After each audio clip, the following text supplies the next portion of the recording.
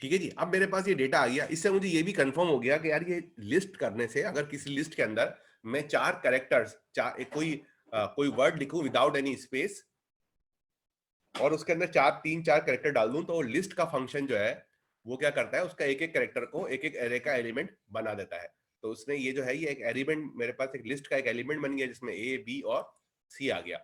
तो ये कॉलम के नामों के तौर पर आ गया और उसके बाद ये कहानी यहाँ पर इस तरह मुझे नजर आ गई। अब मेरा यहाँ पर मुझे समझ में आ गया कि हाँ यार ये चीज कैसे हो रही है।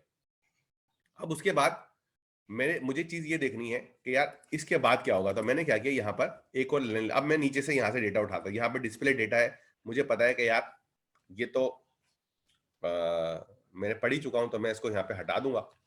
ठीक है, अब मेरे पास ये क्लीन ड्रॉप एन है। अब ये क्लीन ड्रॉप एन क्या करता है, मैं इसके यहाँ पे चला कर देखता हूँ। और मैंने इसको चलाया, ठीक है, लेकिन मैंने यहाँ पे प्रिंट नहीं किया था। तो मैं या तो प्रिंट करूं, या अगर मेरे पास जुपिटर नोटबुक है तो मैं सिर्फ इसका नाम भी लिख सकता हूँ एक मरतबा।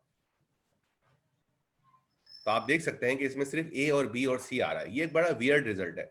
उसकी वजह यह है कि ड्रॉप एन से, मैंने ये यहाँ पे किताब के अंदर और इस नोटबुक में लिखा हुआ है कि जी ड्रॉप एन क्या करेगा, यहाँ पे रिमूव सही से लिखा हुआ नहीं है, लेकिन मेरे ख्याल से ये रिमूव है, remove all rows that have null values. इसका मतलब ये हुआ कि ऐसी तमाम रोज जो जिसमें नल आएगा वो रिमूव कर देंगे। इत्तेफाक की बात है कि इसमें हर रो में कहीं ना कहीं पे नल मौजूद है।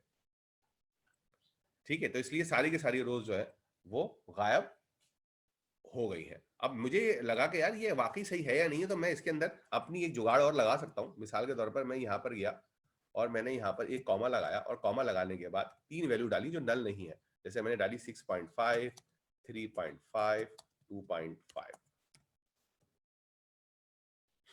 ठीक है, और अब मैंने इसको चलाया। उससे मुझे एक फायदा ये हो जाएगा कि मुझे कोई एरर होगा इसमें तो वो भी आ जाएगा। अब मैंने यहाँ पर देखा कि यार ये जो मेरा एरर है इसके अंदर, अब मैंने इसको दोबारा यहाँ पे चलाया तो मुझे ये चीज कंफर्म हो गई कि अगर किसी भी रो में कहीं पर भी NaN होगा तो वो गायब हो जाएगा। सिर्फ वही रो हमारे NaN से निकलेगी जिसके अंदर कोई भी नल वैल्यू अवेलेबल ना हो। तो मैं यहाँ पर बड़ा कॉन्फिडेंट हो गया और ये मुझे बात समझ में आ गई कि ये जो ड्रॉप Na का फंक्शन है ये किस तरह काम करता है। उसके बाद देखें इसके अंदर कुछ चीजों पे कमेंट भी बने हुए हैं, तो मुझे कमेंट नहीं छोड़ने हैं। ये आप याद रख लीजिएगा, क्लास में आने का एक फायदा मैं आपको बता रहा हूं, ये टिप है कि आपको कमेंट वाली चीजें भी देखनी है।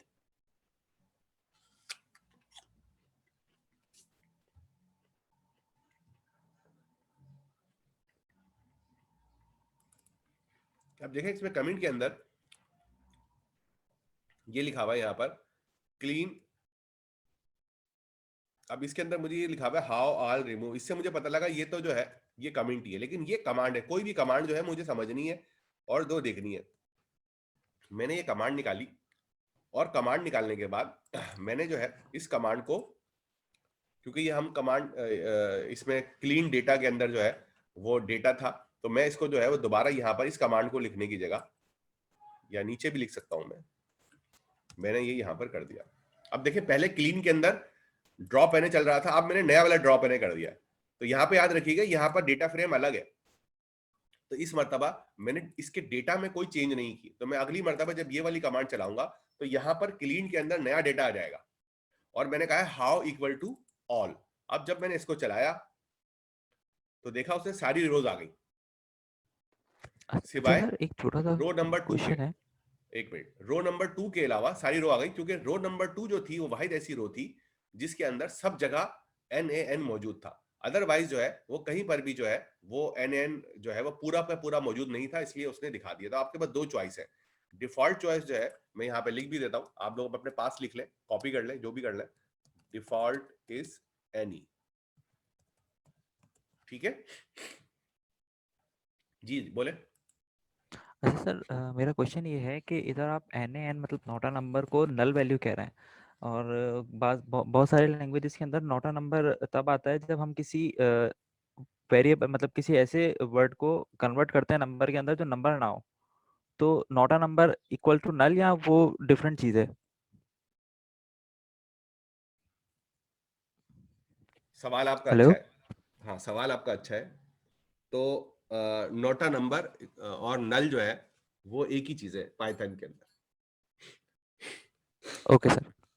ठीक है, अच्छा, लेकिन मसला ये है कि बाकी लैंग्वेजेस में जैसे आपने कहा गया नोटा नंबर ही होता है, मतलब आप नल और नोटा नंबर जो है वो एक ही चीज होती है।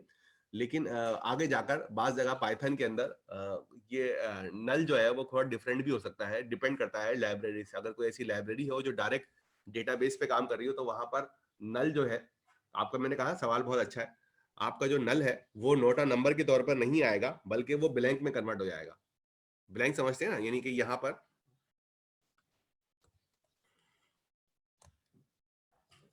जैसे कि मैं कर सकता हूँ कि ये जो है ये जो है एम, सॉरी मैं गलत बोल गया। मुझे क्या करना बताया था आपको, हाँ मैं यहाँ पर कह रहा था, हाँ एम टी स्ट्रिंग में कन्वर्ट हो जाएगा। एम टी से समझते हैं, यानी कि ये एम टी स्ट्रिंग है और ये ब्लैंक है, ये ब्लैंक स्ट्रिंग है, इसके दरमियान में एक स्पेस है, और ये जो है ये एम टी स्ट्रिंग है। सही है, तो ये उम्मीद है ये आपको समझ में। तो बाज जगह पर ये जो डेटाबेस वगैरह के जो नल होते हैं जब हमारे पास आते हैं तो वो एम्प्टी स्ट्रिंग में कन्वर्ट हो जाते हैं। तो आपकी बात सही है कि इसमें जो मोस्टली जो है हमारे पास नोटा नंबर जो है वो नल हो भी सकता है और नहीं भी हो सकता है, डिपेंड करता है सिचुएशन पर। अभी यहाँ पर जो है वो नोटा नंबर और नल एक ही चीज है। Okay sir, okay. ठीक है जनाब, तो आप यहाँ पर आ गए, आपने ये भी समझ लिया कि यार ये जो हाउ ऑल लगाने में और हाउ एनी लगाने में क्या फर्क है। तो आप यहाँ तक, अब आप आगे गए और आपने देखा यार यहाँ पर कुछ नई चीज आ रही है, नहीं आ रही पास, तो अब आप खुश हो गए। लेकिन आप कभी पूरी तरह खुश नहीं हुए, तो आपने क्या किया, ये दो चीजें और भी थी जो आपको चलानी थी, वो भी आपने चला के देखी कि यार ये जो है ये इसको भी आप वन बाय वन चला लेंगे तो इजी हो जाएगा। आपके पास दोनों सारी कड्डी भी चला सकते हैं, लेकिन मैं इसको वन बाय वन चला रहा हूँ क्योंकि मुझे फिर इसके अंदर वन बाय वन चलाने का फायदा ये होगा कि मुझे प्रिंट नहीं करना पड़ेगा। एक एक करके चलाया तो मैंने देखा कि यार एक्सिस वन के अंदर आप देखें रोज आ रही है, सारी गायब हो गई क्योंकि हमने लिखा हुआ है ड्रॉप एन एक्सिस वन, यानी कि कॉलम के ऊपर कहीं पर भी जो है वो एन एन आ जाए तो आप डिलीट कर दो। अब इसमें जो 3 कॉलम है उसमें कहीं ना कहीं पर एन एन जरूर आ रहा है, तो सारे ही गायब हो गए, सिर्फ ब्लैंक रोज आ गई मेरे पास। सही है, अब उसके बाद जो है वो मैंने यहां पर ये लगाया और यूं करके देखा तो मेरे पास ये सब सारा डेटा आपके पास अवेलेबल है, 0 1 2 3 4। ठीक है, और क्यों, क्योंकि ऐसा कोई भी कॉलम नहीं है, ऐसा कोई भी कॉलम नहीं है जहां पर एन एन हर जगह मौजूद है। इस वाले कॉलम के अंदर एन एन शुरू में था, लेकिन हमने एक नई रो लगाकर इसको भी कंप्लीटली एन एन होने से बचा लिया, तो इसमें कोई भी डेटा गायब नहीं होगा। ठीक है, तो इसका मतलब ये हुआ कि हमने इस कॉलम को, इस जगह को, डेटा को मैंने उठाया और देख लिया, और ये जो है ये आपकी किताब से ही चीजें ली गई हैं। तो आप अपनी किताब में भी देखें, कहीं ना कहीं पे ये वाले कोड तक आपको हो सकता है मिल जाए। कुछ कोड जो है मैं प्रैक्टिस करते करते जो है वो मैंने रिमूव कर दिए। जैसे इसके अंदर जो है वो डेटा फ्रेम मेरे ख्याल से यहीं से मैंने उठाया था इसको, हाँ यही यही वाला था डेटा फ्रेम, यहाँ से मैंने उठाया था। ये देखें यहाँ पे डेटा, ये सब कुछ, ये हाउ ऑल, ये सब कुछ यहाँ पर आ रहा है। और इसके साथ किताब पढ़ने का फायदा ही यहाँ पर कुछ चीजें डिटेल में भी आ रही है। मिसाल के तौर पर there are few ways the filter out missing data while you always have option to do it by hand using pandas is null and Boolean indexing. अब मुझे बताओ, कोई मुझे बताए कि बूलियन इंडेक्सिंग जो है वो क्या होती है और इज जिसमें नल क्या होता है, ये क्या, कंडीशन बयान की जाती है जिसमें। कैसे एग्जांपल के साथ ट्रू बताओ। फॉल्स, जैसे जैसे आप क्राइटेरिया लगाते हैं सर ट्रू जिसमें फॉल्स हम ही क्राइटेरिया बताते ट्रू फॉल्स वाले आ जाते हैं, कुछ भी फिल्टर हो आउट सकता हो जाता है। तो यहाँ पर क्राइटेरिया क्या होगा, अगर हम बूलियन इंडेक्सिंग यूज कर रहे हैं नल पकड़ने के लिए तो क्राइटेरिया क्या होगा। इस नल का ही क्राइटेरिया है, बाकी अगर नल है तो फिर उस हिसाब से।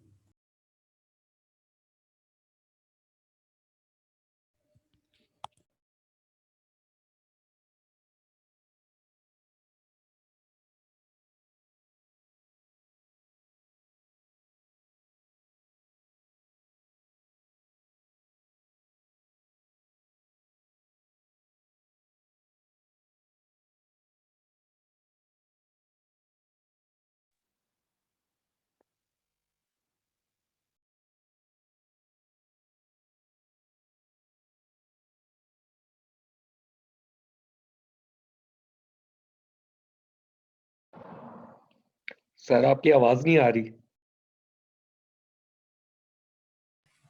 ये इस नल को हम कैसे इस्तेमाल करते हैं, कुछ आइडिया है, याद आ रहा है कुछ? ये ठीक है, मैंने इस नल को लिखा और डेटा डाला तो उसने मुझे बताया कहाँ कहाँ पे नल है, कहाँ कहाँ पर फॉल्स है। अब इसको जो है मैं ये इस बूलियन इंडेक्सिंग के जरिए जो है वो मैं फिल्टर आउट कर सकता हूँ डेटा। यानी कि अगर मैं यहाँ पे डेटा लिख दूंगा इसके ऊपर इस तरह करके, तो मेरे पास जो है वो यहाँ पर सब डेटा गायब हो जाएगा, लेकिन यहाँ पर NaN आ रहा है। तो बताने का मकसद ये है कि आप जो है वो ये जब पढ़ेंगे तो आपको पता लग जाएगा। ये वाला ऑप्शन भी था, लेकिन वो ये कह रहा है कि can be useful on the series, return the series with the only non null data and indexing value. तो ये यहाँ पर बहुत सारी चीजें जो है वो आपको हैंडी हो जाएंगी, अदरवाइज आप ये वाला काम भी कर सकते हैं। तो ये सब चीजें देखिए, आप किताब पढ़ रहे हैं, आपको बहुत सारी चीजें पता है। With data frame there are but more complex, you want to drop rows. अच्छा सर, एक छोटी सी चीज़ हुई थी पिछले मतलब इससे पहले आपने जब इजनल वाला कोड चलाया था तो उसने रो नंबर 2 को सबको ट्रू कर दिया था, हालांकि हमारे रो नंबर 4 पे है जो डेटा वो सब ट्रू है। इसकी बात कर रहे हो? सॉरी, हाँ फॉल्स। हाँ ये ओके सर, मेरी मिस्टेक है, सॉरी। ठीक है, सही है। तो आप किताब में जो है ये सब चीजें जो है वो बड़े आराम से देख सकते हैं। Drop N by default drop any row containing missing value by default, ठीक है। Passing how equal to all will drop rows that have all Na। ये सब चीजें किताब में लिखी हुई है, आपको किसी टीचर की वीडियो देखने की जरूरत ही नहीं है, आप किताब पढ़ते रहे खटाखट खटाखट। ये सारी इंफॉर्मेशन यहाँ पर मौजूद है। कमांड भी है, सिर्फ कमांड चलानी है और देखना है कि आपका रिजल्ट उससे मैच कर रहा है या नहीं कर रहा है,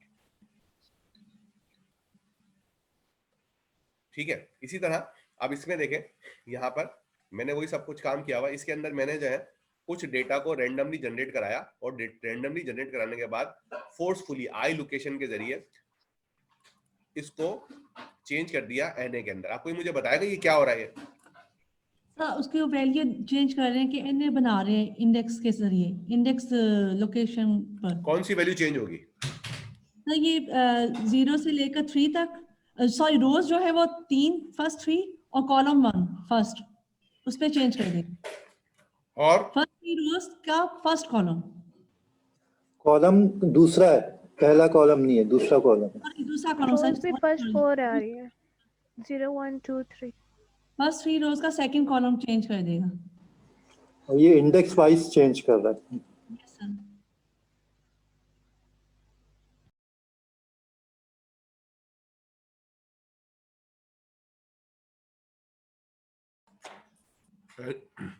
और कोई इसमें कोई बोलना चाहे?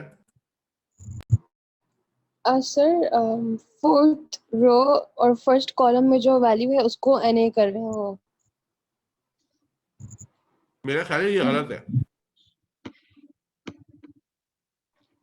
सर ये फर्स्ट 3 रोज का जो है सिर्फ सेकंड कॉलम ये वन इंडेक्स वाला जो है वो चेंज करेगा।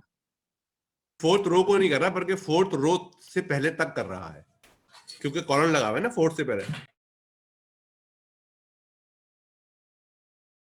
शुरू की 3 कर रहा है सर।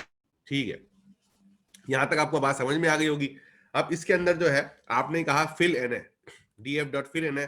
इसका मतलब ये हुआ कि जहां जहां पर भी आपको ये कमांड, अगर मैं इसको चला भी देता हूं आप लोगों को,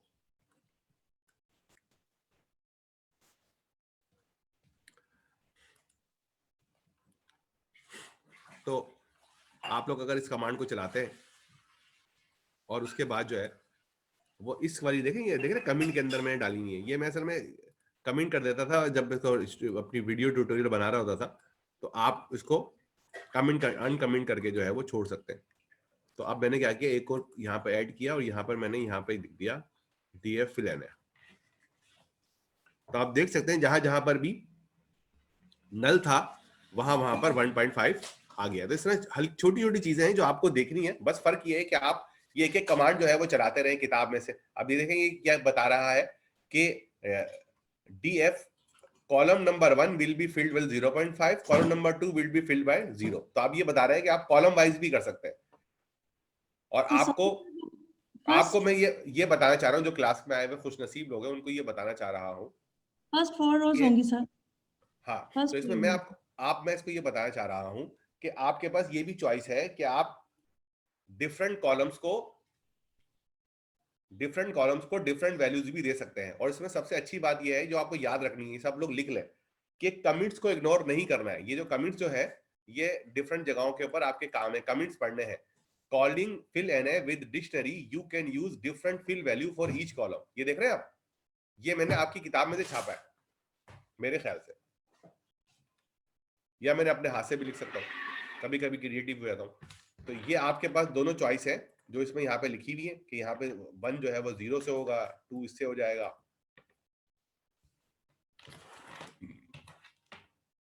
ठीक है, तो ये आप करके देख लीजिएगा, उम्मीद है आप लोग कर सकेंगे। और इसके बाद जो है फिल एन के अंदर जो है आपके पास एफ फिल का भी मेथड है जो हम पहले भी पढ़ चुके हैं। एफ फिल से क्या होगा, जो पुरानी वाली वैल्यू होगी वो अगली वाली वैल्यू के ऊपर जाकर मूव हो जाएगी। इसके अंदर सब लिमिट की भी कहानी है। तो ये आप जब 1 बाय 1 प्रैक्टिस करेंगे, मैं आपको सजेस्ट करूंगा कि आज की क्लास जो है वो बड़ी इंपॉर्टेंट है। आज की क्लास जो है जब खत्म हो जाए 11 बजे, 11:15 बजे, तो आपको क्लास छोड़ के नहीं जानी, बल्कि इन कोड को प्रैक्टिस करते रहना है।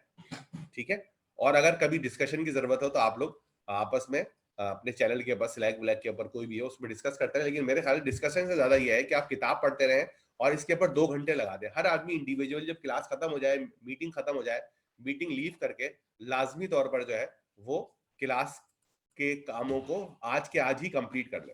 अगर आज आपने कंप्लीट कर लिया, आप भी समझे बहुत बड़ी अचीवमेंट होगी आपके लिए। ठीक है, तो ये नल वाली कहानी जो है वो यहाँ पर समझ में आ गई होगी। इसी तरह डुप्लीकेट्स की है, यहाँ पर आप ये देख सकते हैं कि यहाँ पर किस तरीके से मैं डुप्लीकेट जो है वो रिमूव कर रहा हूँ। अच्छा, डुप्लीकेट रिमूव करने के लिए भी आप जरा गौर से सुनिएगा और गौर से देखिएगा। अगर आप नहीं देख पा रहे तो जरा आंखें मल लें ताकि आपको चीजें समझ में आ जाए। देखिए मैं यहाँ पर क्या कर रहा हूँ, डुप्लीकेट रिमूव कर रहा हूँ। तो आप मैंने आपको वही मेरी अप्रोच मैंने बताई कि आप लोगों को इसमें से सबसे पहले वो वाली चीजें हटानी है जो अभी हमारे अंडर कंसिडरेशन नहीं है। सबसे पहले तो हमने यहाँ पर लिख दिया डेटा, ताकि मुझे समझ में आ जाए कि यार ये मेरा डेटा है कैसा। तो ये देखें डेटा इस तरह बन रहा है, एक है की 1 और एक है के 2, 2 चीज बन गई। सही है भाई, ठीक है, जबरदस्त। उसके बाद जो है आपने यहाँ पे टिंग किया। टिंग करने के बाद ये डिस्प्ले डेटा हमारे किसी काम का नहीं है, आप चाहें तो हटा दें। अच्छा है, डेटा देट डुप्लीकेटेड, ये डेटा के डुप्लीकेटेड जो है कुछ गड़बड़ लग रहा है, ये सर के कमेंट नहीं हो सकते, ये कोई कमांड हो सकती है। तो मैं जो हूँ यहाँ से बाकी चीजों को फिर पकड़ रहा हूँ और उनको अभी ताकि कहीं वो गायब ना हो जाए मैं नीचे डाल रहा हूँ। ठीक है, और फिर मैंने डेटा को डुप्लीकेटेड के ऊपर जाकर ये इसको मैंने चलाया, तो उसने बताया कि भाई डेटा डुप्लीकेट नहीं है। सही है, लेकिन अगर मैं यहां पर चेक करता हूं कि शायद ये कॉलम जो है इसके ऊपर चल के बताए, ये मैंने लिखा हुआ नहीं था, लेकिन अब देखें यहां पर ये true true true true they रहा है। इसका मतलब मैं इसको मैं इससे डुप्लीकेटेड से कॉलम वाइज भी जो है वो फिल्टर कर सकता हूं। ठीक है, तो मैंने यहां से कॉलम हटा दिया क्योंकि अभी जरूरत नहीं थी, ये छोड़ भी देते हैं इसको, कोई मसला नहीं है। अब उसके बाद मैं नीचे आया और मैंने देखा भाई ये डुप्लीकेटेड वाला जो है वो सब, अब उसके बाद लिखा हुआ है ड्रॉप डुप्लीकेटेड। तो अब मुझे समझ में आ गया कि यार ड्रॉप डुप्लीकेटेड का मतलब होता है कि जो डुप्लीकेट होंगे उनको वो हटा ही देगा। अच्छा, मैंने कहा चलो यार ये तो छोटी चीज है, इसको छोड़ देते हैं, आप लोग चाहें तो करके देख सकते हैं। उसके बाद मैंने यहां से इसको पकड़ा और यहां पर जाकर इसको ऊपर वाले सेल के अंदर ही नया सेल ऐड किया और मैंने यहां पर जाकर इसको, देखिए ये वाली चीज भी आपको जुपिटर नोटबुक से बड़ा फायदा हो रहा है कि आप एक एक सेल के अंदर एक एक कॉलम अलग अलग चला के देख सकते हैं, वरना अगर नॉर्मल प्रोग्राम होता तो आपको पूरे के पूरे। अब देखिए इसके अंदर एक नई चीज आ गई है डेटा, डेटा के अंदर नया कॉलम आ गया, मैंने यहाँ पे फिर जाकर डेटा लिख दिया।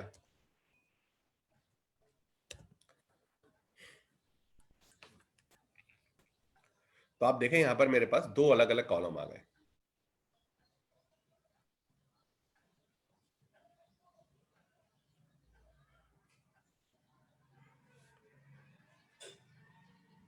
सही है, अब ये मेरा ये वाला चीज उठा ली थी मैंने, अब मुझे क्या है यहाँ पर दिखना है। अब मैं यहाँ पर देखें एक चीज लिखने जा रहा हूँ, ये वाली चीज डिस्प्ले डेटा।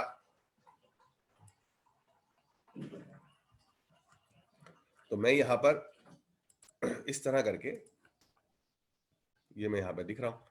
मैं यहाँ पर सिर्फ आपको ये, इससे फिर ये पता लग रहा है कि मेरे पास ये भी ऑप्शन है कि मैं किसी भी कॉलम का सिलेक्शन जो है वो यहाँ पर जाकर कर सकता हूँ। तो मैंने जाकर डिस्प्ले डेटा के अंदर जाके देखा, तो मैंने कहा की 1 और V1 के अंदर जब मैंने कंबाइन किया तो बहुत सारी चीजें जो है क्या हो रही है, डुप्लीकेट हो रही है। जैसे ये रो डुप्लीकेट हो रही है, ये रो डुप्लीकेट हो रही है,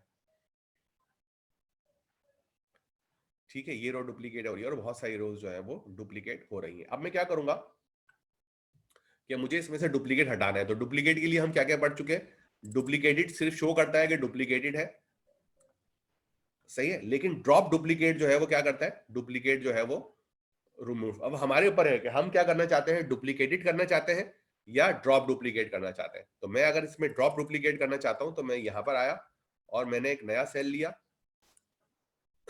और यहाँ पर जाके मैंने लिखा और फिर एज यूजुअल मैंने यहाँ पे जाकर डेटा लिख दिया।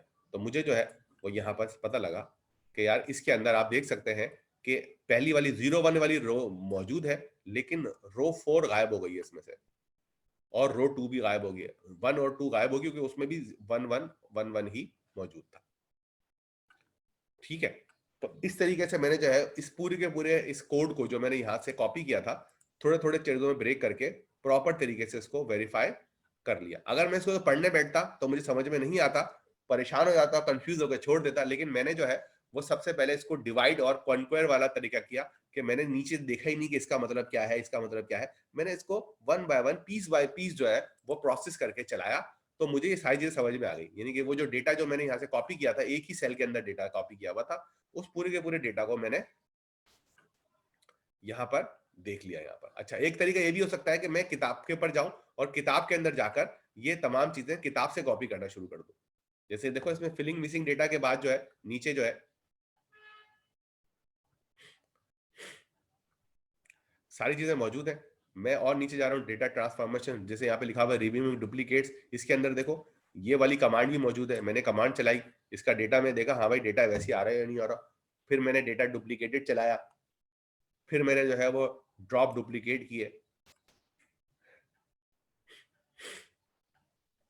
ठीक है। उसके अंदर बता भी रहा है both of this method by default consider all columns. तो आप लोग डायरेक्ट किताब के ऊपर भी जा सकते हैं कि किताब के अंदर एक एक कमांड चला के देख लें। अगर आप लोग किताब के ऊपर से एक एक कमांड चला के देखेंगे तो फिर आपको इस जुपिटर नोटबुक की जरूरत नहीं है, इसको बाद में आखिरी में पढ़ लेना थोड़ा सा। तो आप जो है वो डायरेक्ट जो है वो यहाँ पर ये करें। इस तरह ये सारी जो प्रैक्टिस है इसके अंदर और भी एडिशनल चीजें जो है इसमें डाली हुई है, ऑन्स, ये वो सारी चीजें जो है आपने पढ़कर बड़े आराम से आगे जाकर समझ सकते हैं। तो मैं आपको सजेस्ट करूंगा कि इस क्लास के बाद जो है वो डायरेक्ट किताब से जो है चैप्टर 7 और चैप्टर 8 किताब से जरूर पढ़े, 1 घंटा लगेगा हार्डली, ठीक है। अच्छा, तो इसी तरह देखें आप इस यहाँ पर जो है वो रिमूविंग डुप्लीकेट आपने देख लिए, वैल्यू रिप्लेस करनी है। लास्ट टाइम जो है वो हमने जो नल वैल्यूज थी उनको हमने असाइन तो किया था। अब देखें यहाँ पर जो है वो मैंने एन में नमपाई को एनपी रखा, लेकिन एनपी एन यूज कर लिया मैंने, उसको एलियास या निक नेम नहीं दिया, शॉर्ट नेम नहीं दिया एन का।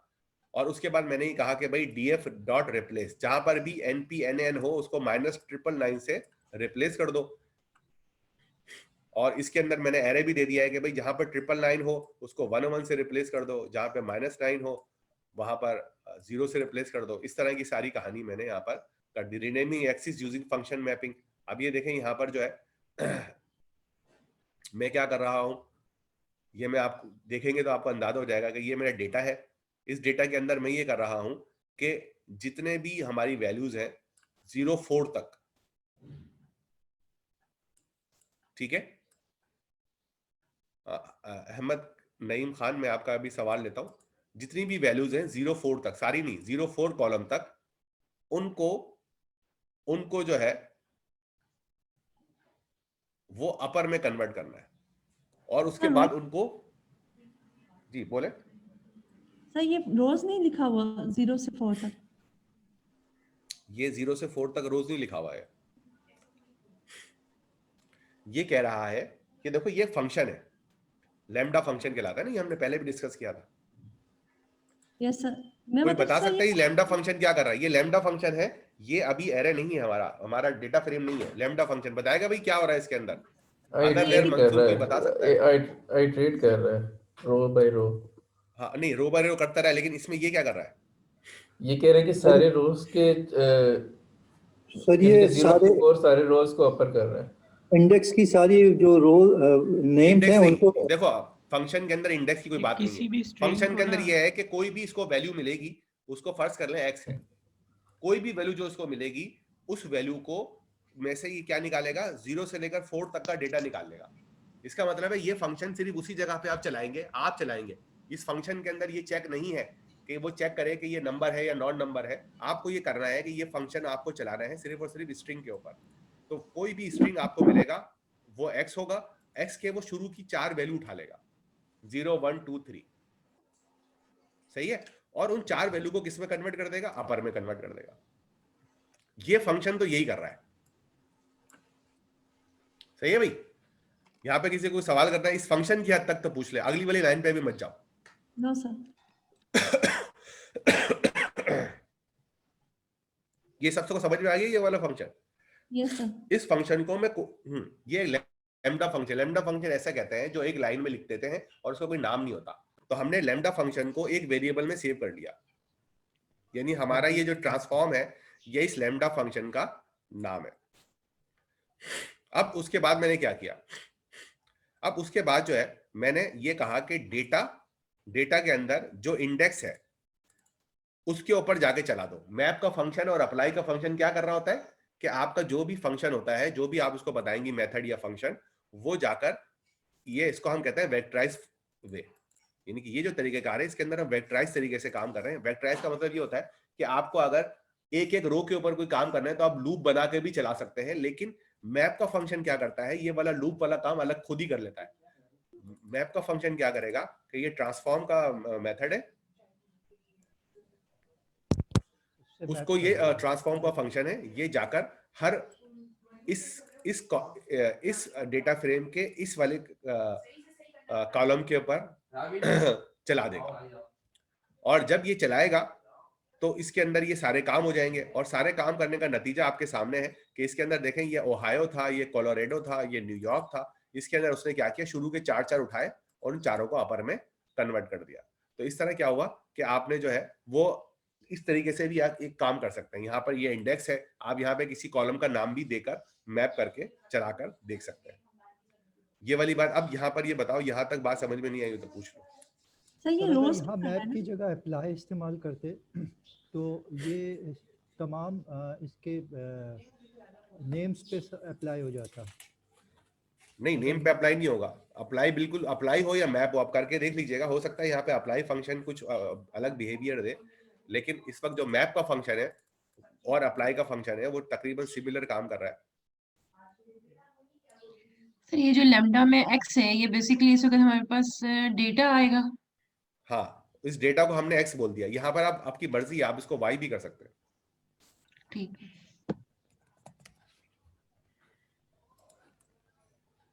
x स्ट्रिंग है, एवरी स्ट्रिंग जो कैरेक्टर है वो x।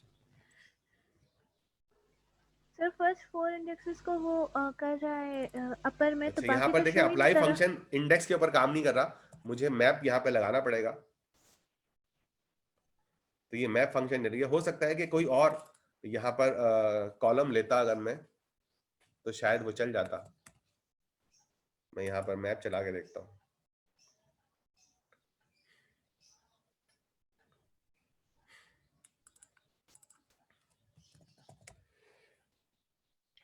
सर इसमें पहले 4 एलिमेंट्स को जो है वो टेक्स्ट को जो है वो किया है अपर केस में, बाकी को ट्रंकेट कर दिया।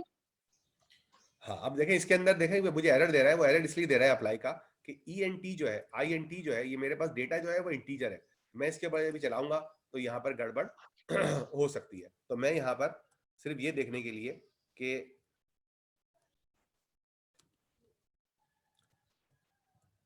देखूँ ये ABS चलता है, नहीं चल रहा, इसको कर देते हैं ABS और X। तो आप ये देख सकते हैं यहाँ पे अप्लाई का मेथड भी चल रहा है और मैप का मेथड भी चल रहा है। सर ये मैप मैप चलता है। अप्लाई की समझ नहीं, एक दफा फिर प्लीज क्लियर कर दें। ये आप इसको किताब में इसको जाके डिटेल में पढ़ेंगे। आपको ये करना है कि मैप का फंक्शन ये करता है कि आप जो भी उसको कॉलम बताएंगे उस पे जाकर ये वाला फंक्शन उसके सारे डेटा के ऊपर, ये वाला फंक्शन अप्लाई हो जाएगा। Yes sir. ठीक है, जैसे मैं यहाँ पे शायद अगर लॉग लिखूं तो आपको रिजल्ट अच्छा नजर आएगा, अगर आ गया तो। ये तो एरर आ गया क्योंकि लॉग नाम का कोई फंक्शन मौजूद नहीं था। अब मैं क्या करूंगा, मैं यहाँ लिखूंगा np डॉट,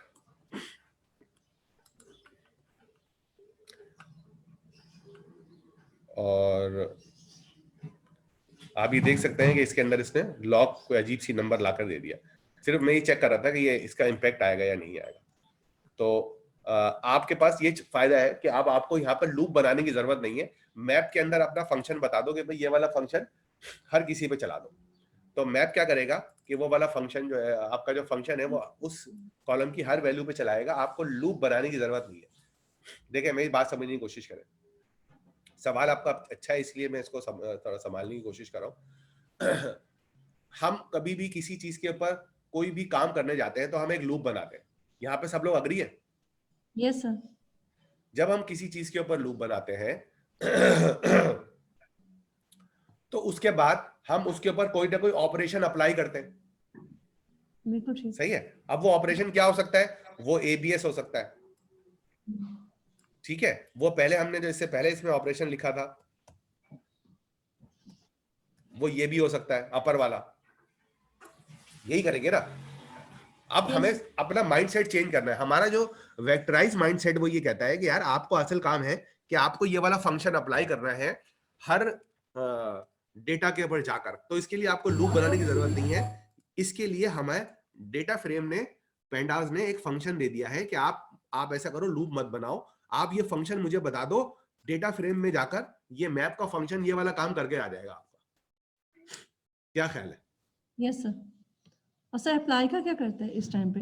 अप्लाई भी सिमिलर काम करता है। Yes. ठीक है।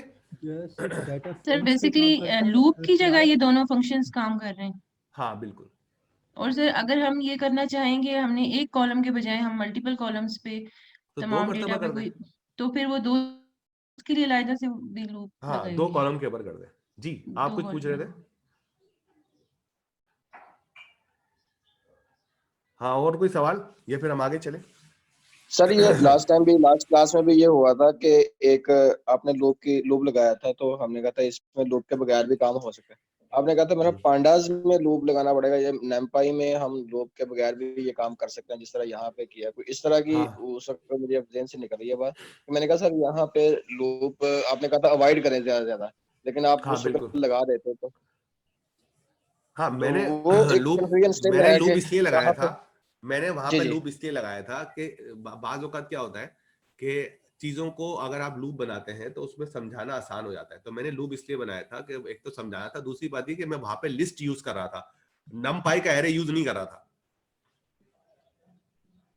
अगर मैं वहां पे नमपाई का एरे यूज कर रहा होता या पैंडा इस्तेमाल कर रहा होता तो मेरे पास जो है ये वाला मेथड अवेलेबल होता। इसके अंदर भी मतलब ये जो मेथड है ये क्या कर रहा है, ये आपका लूप वाला काम खुद ही कर देता है। ये मैं खुद भी बना सकता हूं। इसका मतलब देखो, अगर हम एरे यूज कर रहे हैं या पांडास इस तरह यूज कर रहे हैं तो फिर हमें लूप अवॉइड कर सकते हैं। अगर लिस्ट यूज कर रहे हैं तो फिर हमें, अगर लिस्ट भी आप एक फंक्शन बनाओ अप्लाई का और उसके अंदर आप ले लो लिस्ट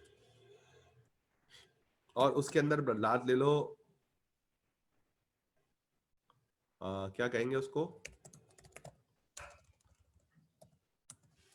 ठीक है, ये आपका लूप बन गया। अब आपने कहा for x in lst x screen नहीं आ रही है। नहीं तुम्हारे पास नहीं आ रही है, बाकी लोगों के पास आ रही है स्क्रीन? आ रही है जी आगे सर, आगे। ठीक है, अब आपने यहाँ पर ये फंक्शन x जो है ये आपने चला दिया इस तरह, ठीक है। और उसके बाद जो है वो अब ये आपका ये काम हो गया। अब आप भी जो है वो ये वाला काम थोड़ा डिफरेंट तरीके से कर सकते हैं। मिसाल के तौर पर आपके पास अब कोई भी लिस्ट आती है तो और लिस्ट के ऊपर कोई ऑपरेशन परफॉर्म करना है तो सबसे पहले आप क्या करेंगे, एक वेरिएबल लेंगे, यानी यही वाला फंक्शन ले लेंगे आप। अब ये क्या कर रहा है, ये अपर केस के अंदर कन्वर्ट कर देता है। ठीक है, अब मुझे जो है ये लिस्ट के अंदर मैं ये x को करूंगा तो ये x के अंदर चेंज हो जाएगा, लेकिन मेरे पास ये अपेंड नहीं होगा। तो मेरे पास जो है मैंने एक और लिस्ट बनाई, अब ये लिस्ट की कहानी है पूरी, ये लिस्ट 2 है,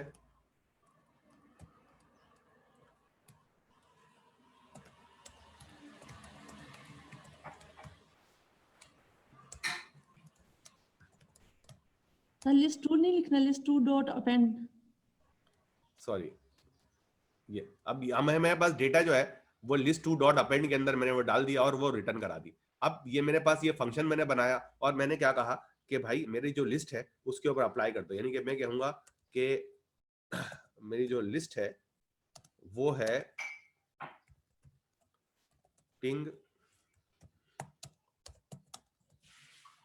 मिंग और किंग इसके ऊपर। अब मैं ये कहूंगा कि भाई जो मेरी लिस्ट है वो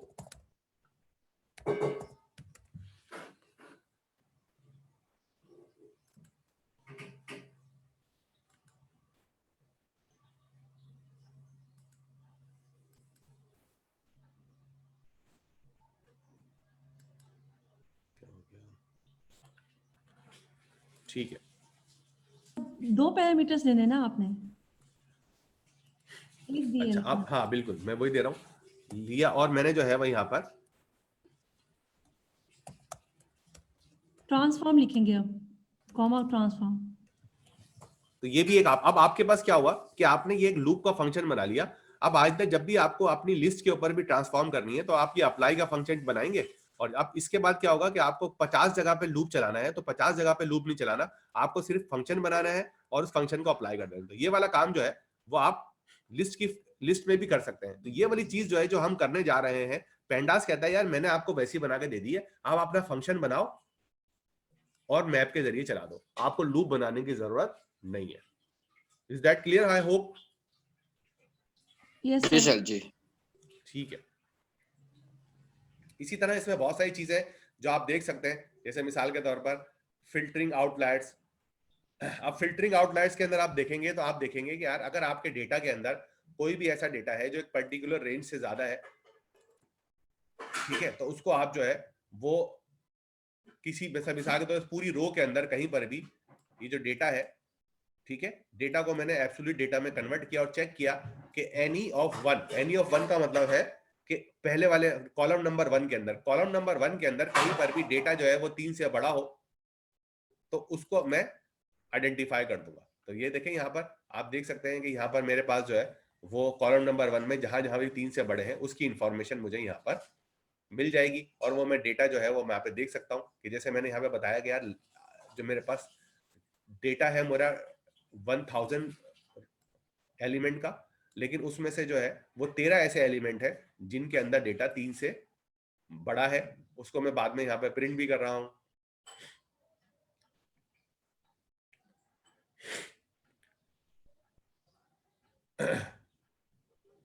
ठीक है, और उसकी इंफॉर्मेशन यहाँ पे अगर कोई सवाल कुछ पूछना चाहे तो पूछ ले, अगर आपको कोई बात में समझ में नहीं आई।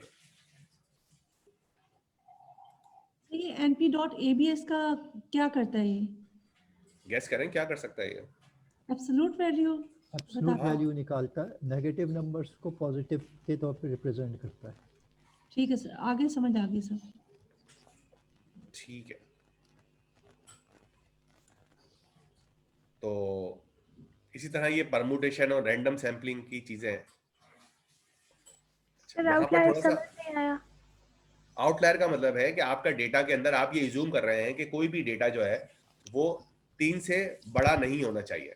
अगर 3 से बड़ा है तो आप उसको पकड़ लें, यानी कि पकड़, मिसाल के तौर पर आपके स्टूडेंट्स का डेटा है तो आपके स्टूडेंट का डेटा जो है वो 0 से लेकर 100 के दरमियान होना चाहिए, राइट और रॉन्ग? बिल्कुल सही सर, जो रेंज से बाहर हो, बहुत ज्यादा बाहर हो, उसको आउटलायर तो यहाँ पर आप क्या करोगे, यहाँ पे लिख दोगे ग्रेटर देन 100, तो आपके पूरे डेटा को जाकर ढूंढेगा और उसमें से अगर किसी का स्कोर 100 से भी बड़ा होगा तो वो आपको आके बता देगा। इसका मतलब है वहां पर डेटा एंट्री करते वक्त कोई गड़बड़ हो चुकी है। Is that clear now? Sir ये सारे कॉलम सारे रोज सारे रिकॉर्ड्स में से चेक करें कि कोई भी एक रो में एक कॉलम भी अगर 3 से बड़ा है तो वो उसको प्रिंट कर रहा है। ठीक है, पूछ रही हूँ। आगे .any1 भी है ना? हाँ एनी वन के अंदर आपने लिख दिया, तो अगर एक भी मिलेगा तो वो आपको कर देगा, ठीक है। ओके।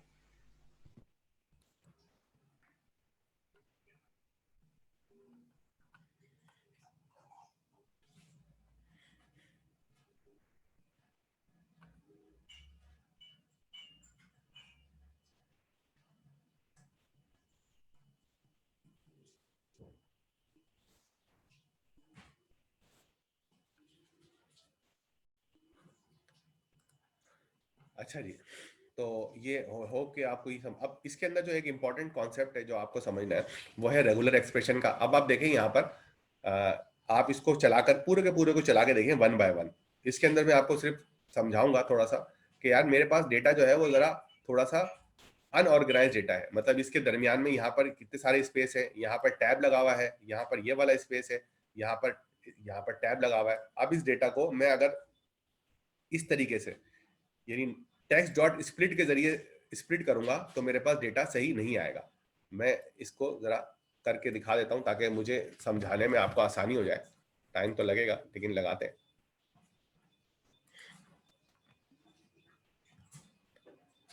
सही है। अब मैं इसको अगर ये लिखता हूं तो मेरा डेटा जो है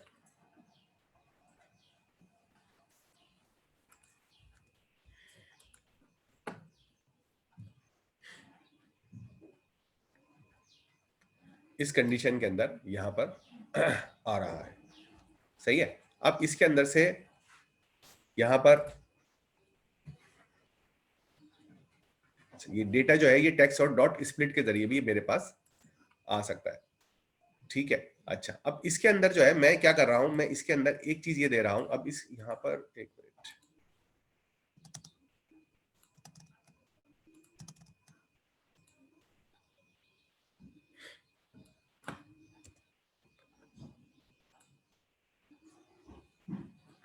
यहाँ मैंने असल में RE पहले से दे दिया है, तो वो स्प्लिट के अंदर जो है वो ये डेटा लेकर इस तरह आ रहा है। खैर नहीं तो अच्छा, मैं चाहता कि ये डेटा जो है ये मैं दूसरे तरीके से भी, तो अब मेरे पास जो है ये ऑप्शन मौजूद है यहाँ पर RE स्प्लिट का, कि मैं डेटा को जो है वो इस तरीके से भी डेटा को स्प्लिट कर सकता हूँ। एक तरीका है मैंने आपको बता दिया कि टेक्स्ट स्प्लिट से कर सकते हैं, और दूसरा तरीकाकार जो है वो ये है कि आप इसको इस तरीके से भी आप स्प्लिट कर सकते हैं। इसको भी हम डेटा में देख लेते हैं।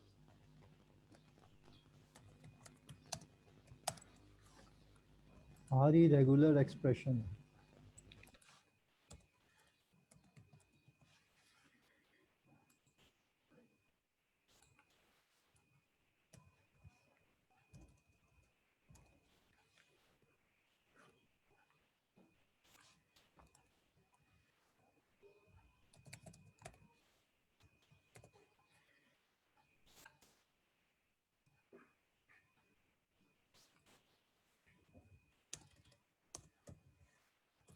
असल में मैंने जो है ना वो इस पे क्योंकि RE का फंक्शन पहले से कॉल कर लिया, तो दोनों के रिजल्ट जो है वो काफी मिलते जुलते आ रहे हैं, वरना इसके अंदर रिजल्ट जो है वो डिफरेंट आने चाहिए। एनीवे, तो आप इस आपके पास जो है वो ये एक RE रेगुलर एक्सप्रेशन का भी जो है वो आपके पास एक ऑप्शंस मौजूद है, जिसके जरिए आप जो है वो रेगुलर एक्सप्रेशन से भी डेटा स्प्लिट कर सकते हैं। अब रेगुलर एक्सप्रेशन करने के लिए आपके पास आप उसको बताते हैं कि आपका जो डेटा है उसके अंदर आपको रेगुलर एक्सप्रेशन कौन सी लगानी है। जैसे मैंने यहाँ लगाया S+, यानी स्पेस कितने भी हो वो उनको अलग करके आपका डेटा स्प्लिट कर देगा। तो दो तरीकों से भी आप दोनों तरीकों से स्प्लिट कर सकते हैं। अच्छा, यहां तक आपको बात समझ में आ गई होगी उम्मीद है। अब मैं इसको इसका प्रैक्टिकल सिनेरियो है इसके ऊपर मैं लेके जा रहा हूं आपको, ठीक है। और ये वाली चीज जो है ये भी आपको बता दूं मैं कि किताब से ही जो है वो आपकी एक्सेस की गई है।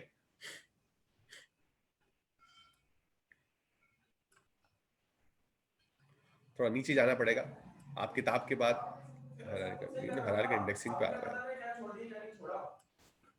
ठीक है। अब ये वाली चीज थोड़ी सी आसान करके मैंने आपको समझा दी थी। अब हम यहाँ मुश्किल वाले काम में आ रहे हैं, और वो मुश्किल वाला काम ये है कि आपके पास ये जो डेटा है,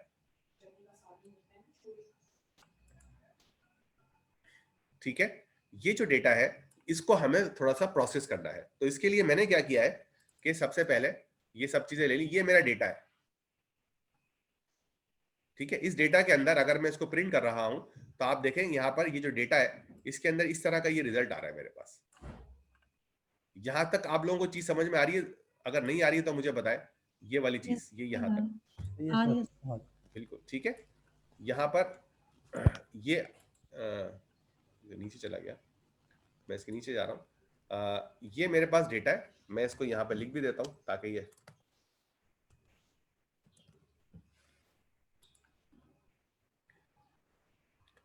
ये है मेरे पास डेटा की कंडीशन। सही है? Yes sir.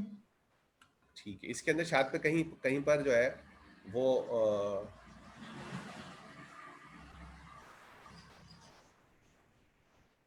अच्छा, इस डेटा को मैंने जो है वो एक सीरीज में कन्वर्ट कर लिया है।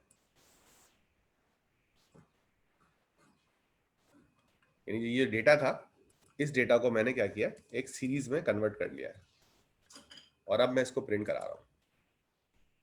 अब आप देख सकते हैं इस तरह आ रहा है, पहले लिस्ट में आ रहा था, अब ये सीरीज में आ गया। यहां तक कोई मुश्किल? No sir. अच्छा, उसके बाद अब मुझे इस डेटा के अंदर से जो इनवैलिड ईमेल्स हैं उनको हटाना है। तो उसके लिए मैंने क्या किया, इंटरनेट पे गया और इंटरनेट पे सर्च करके मैंने देखा कि जो वैलिड ईमेल होती है उसकी रेगुलर एक्सप्रेशन क्या होती है। तो ये मेरी एक वैलिड, मुझे इंटरनेट पे अगर मैं सर्च करूंगा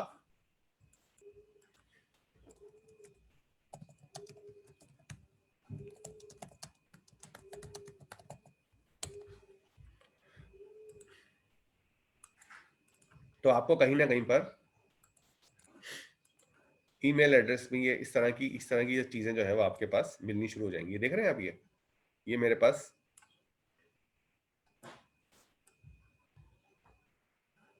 तो इसमें से जो सबसे आसान वाली थी वो मैंने ढूंढी और ढूंढने के बाद आपके लिए यहां पर कॉपी कर दी। ठीक है जी, ये मैंने यहां से कॉपी की और मैंने उसके बाद उसको यूज कर लिया अपने डेटा में। अब देखें यहां पर मैं क्या कर रहा हूं, ये मेरा पैटर्न है।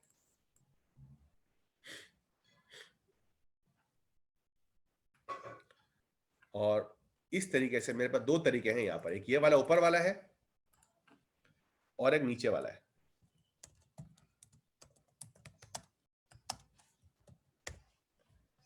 सही है, पहले ऊपर वाला तरीके तरह चलाते हैं जो कमेंट के, मैंने आपसे कहा था कमेंट वाली चीजों को नहीं छोड़ना है।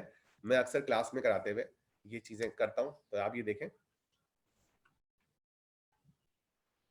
आपके पास ये डेटा जो है फाइंड ऑल करा आपने और उसमें पैटर्न बताया और आपने बताया कि इग्नोर केस। तो आपके पास ये डेटा आ रहा है, जहां जहां पर जिस जिस जगह पर वो डेटा मौजूद है वो डेटा आपको लाकर दे रहा है।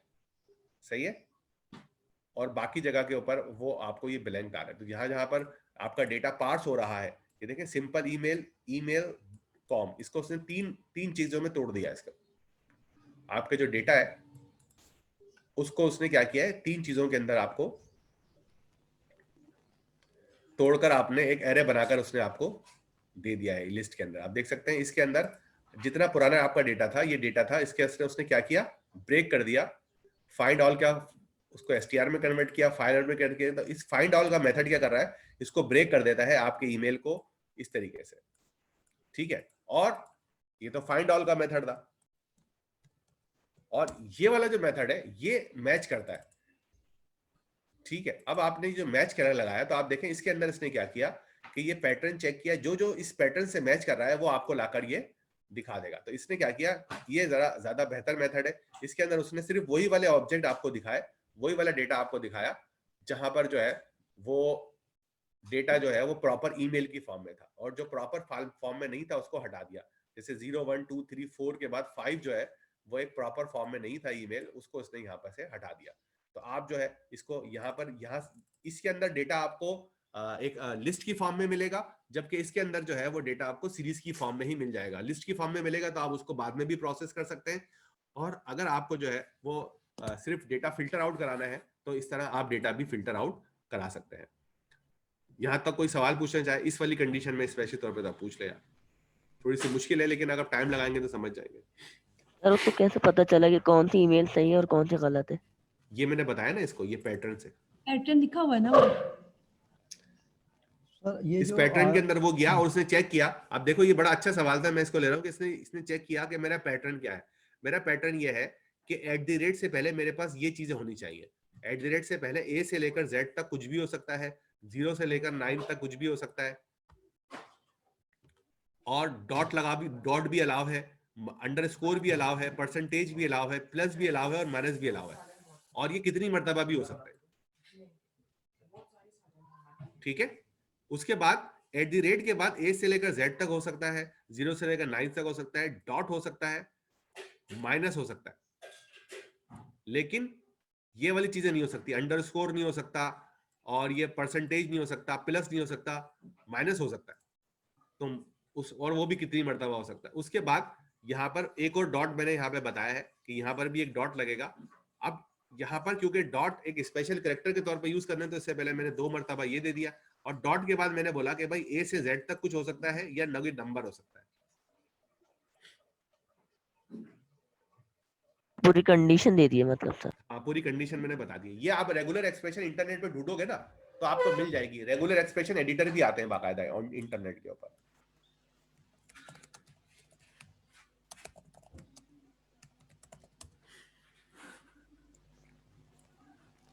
ठीक है, यहीं पर आप बनाकर आप टेस्ट कर सकते हैं। सिंपल चीजों के माई पैटर्न सेटिंग, ये सारी चीजें जो है यहाँ पर अवेलेबल है। तो आप यहाँ पर देखें, रेगुलर एक्सप्रेशन बनाए और रेगुलर एक्सप्रेशन से सर्चिंग अप्लाई कर दें। सर ये फ्लैग्स पे जो आपने एज एन आर्ग्यूमेंट यूज़ किया है, फ्लैग्स पे और regular expression dot ignore case इस्तेमाल किया, तो एज एन आर्ग्यूमेंट हम रेगुलर एक्सप्रेशन को यूज़ कर सकते हैं इसमें? मतलब ये तो हमने इंपोर्ट किया शुरू में, रेगुलर एक्सप्रेशन को एज अ मॉड्यूल इंपोर्ट किया है, ठीक है। अब इसमें मॉड्यूल इंपोर्ट करने के बाद एज एन आर्ग्यूमेंट भी हम इसे यूज़ कर सकते हैं, जैसे आपने फ्लैग्स के लिए यूज़ किया है। हाँ बिल्कुल, ये यूज कर सकते हैं। इसके लिए आप इसकी थोड़ी सी हेल्प जाके देखेंगे तो आपको सारी डिटेल आपको मिल जाएगी। हम np.nan भी तो लिखा था हमने आर्गुमेंट में। हाँ, ये बिल्कुल सही है। इसमें सवाल आपने बड़ा अच्छा किया कि हम अक्सर लाइब्रेरीज की, यहाँ पर मैं जो है इग्नोर केस की, अगर मैं इसकी यहाँ पर जाऊँ str.match data.str.match को मैं जाकर सर्च करूँ,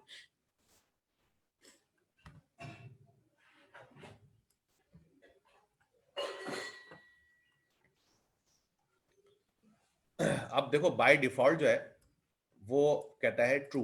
केस जो है वो क्या है यहाँ पर, ट्रू, सही है। तो मेरे पास जो है वो फुल मैच, स्ट्रिक्ट मैच ये है कि मेरे पास 2 वैल्यू है, ट्रू या फॉल्स। तो मैं यहाँ पर जो है यहाँ पर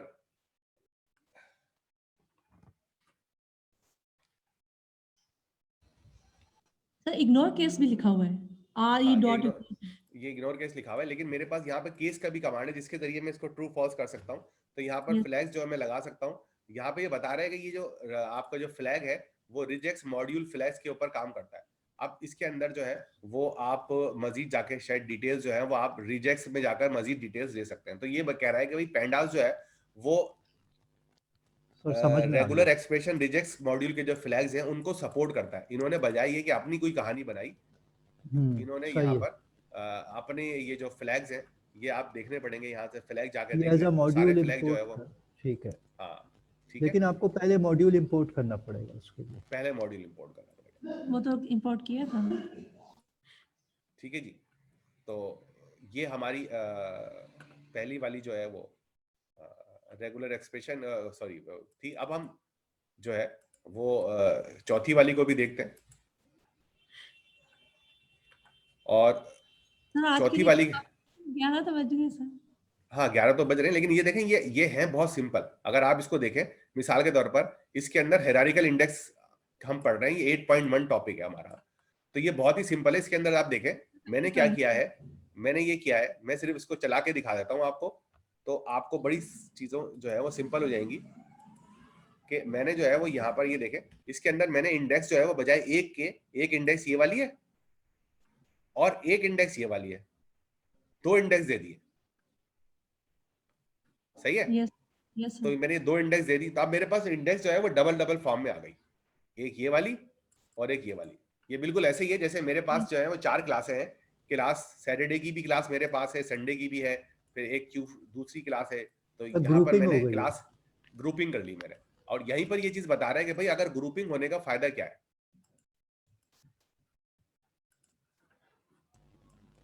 ग्रुपिंग होने का फायदा वो ये बता रहा है कि यार अगर आप सिर्फ बी लिखोगे, यानी कि यूं कर दोगे, तो आपके पास वो पूरा के पूरा ग्रुप जो है वो आ जाएगा। तो ये फायदा आपको हायरार्किकल इंडेक्स का, यानी कि बी वाला उसने उठा के लिया है। तो आपको जो है वो रेंज वेंज बताने की जरूरत नहीं है। अगर आपको लगता है कि यार डेटा, जैसे हमने जो है वो आपका डेटा फिल किया हुआ है असाइनमेंट के अंदर, और उस असाइनमेंट को मैं असाइनमेंट के डेटा को पेंडास के मैं लोड कर लेता हूं, तो मुझे जो है और उसको इंडेक्स में दो चीजें बता देता हूं, क्लास का नाम और roll number as a index ले लेता हूं, हायरार्किकल इंडेक्स। तो अब जब मैं क्लास का नाम बताऊंगा तो मुझे सिर्फ और सिर्फ क्या लिखना होगा, क्लास का नाम बताना होगा, मेरी क्लास के स्टूडेंट सारे सिलेक्ट होके आ जाएंगे। यस सर, ज्यादा कंट्रोल मिल रहा है इस पे। हाँ ठीक है। अब इसके अंदर थोड़ी सी गलती, यहाँ पर ये कॉलन इस्तेमाल करना था मुझे, तो मैंने यहाँ पर जो है वो कॉमा इस्तेमाल कर लिया, मुझे यहाँ पर कॉलन इस्तेमाल करना पड़ेगा, सॉरी कॉमा इस्तेमाल करना पड़ेगा। मैंने यहाँ पर ये कॉमा लगाया यहाँ पर,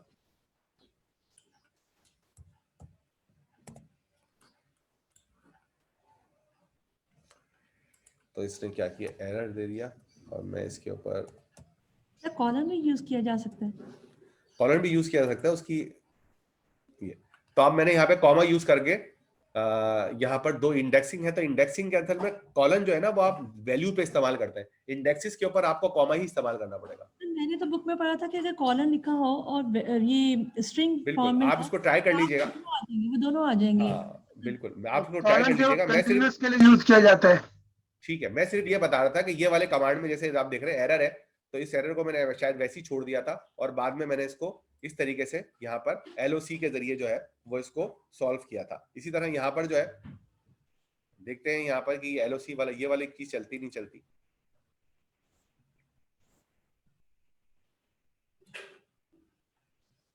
तो आप देख लें यहाँ पर कॉलन, बिल्कुल ये इस तरह कॉलन यूज करके मैंने यहाँ पर LOC का फंक्शन जो है वो लगाना पड़ेगा।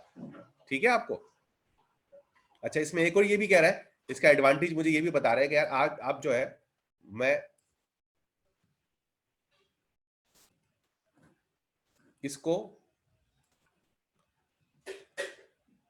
अनस्टैक कर दूंगा। मैं अनस्टैक करने से क्या होगा कि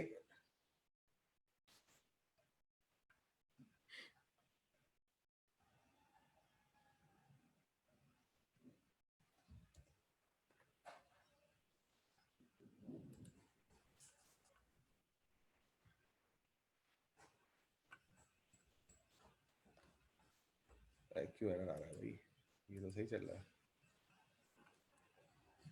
ठीक है, और मंसूर जरा देखते रहो, लोगों के हैंड रेज हैं तो उनके अगर चैट पर हो कुछ देख लो।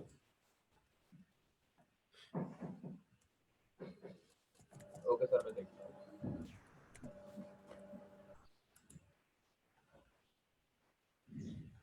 मैं कुछ शायद मिस्टेक कर रहा हूँ यहाँ पर।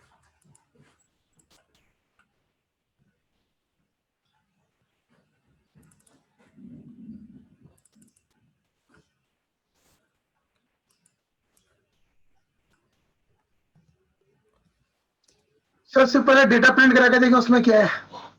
मैं वही देख रहा हूँ। बुक में तो लिखा हुआ है अनस्टैक के बाद, इसके बाद डॉट स्टैक दोबारा लिखना है। हाँ सॉरी, बिल्कुल सर। आप लोग जो है वो कुछ लोग यहाँ पर क्लास के अंदर जो इस वक्त क्लास ज्वाइन कर रहे हैं वो कुछ खुश नसीब है। उसकी वजह ये कि ये वाला एक एरर जो है वो मैंने वहाँ पे छोड़ा था, और मैं अक्सर ये इस तरह की चीजें करता हूँ कि यहाँ पर मैंने एरर आपका छोड़ा था, इसके अंदर मैंने एक जो है ना वो चेंज की है।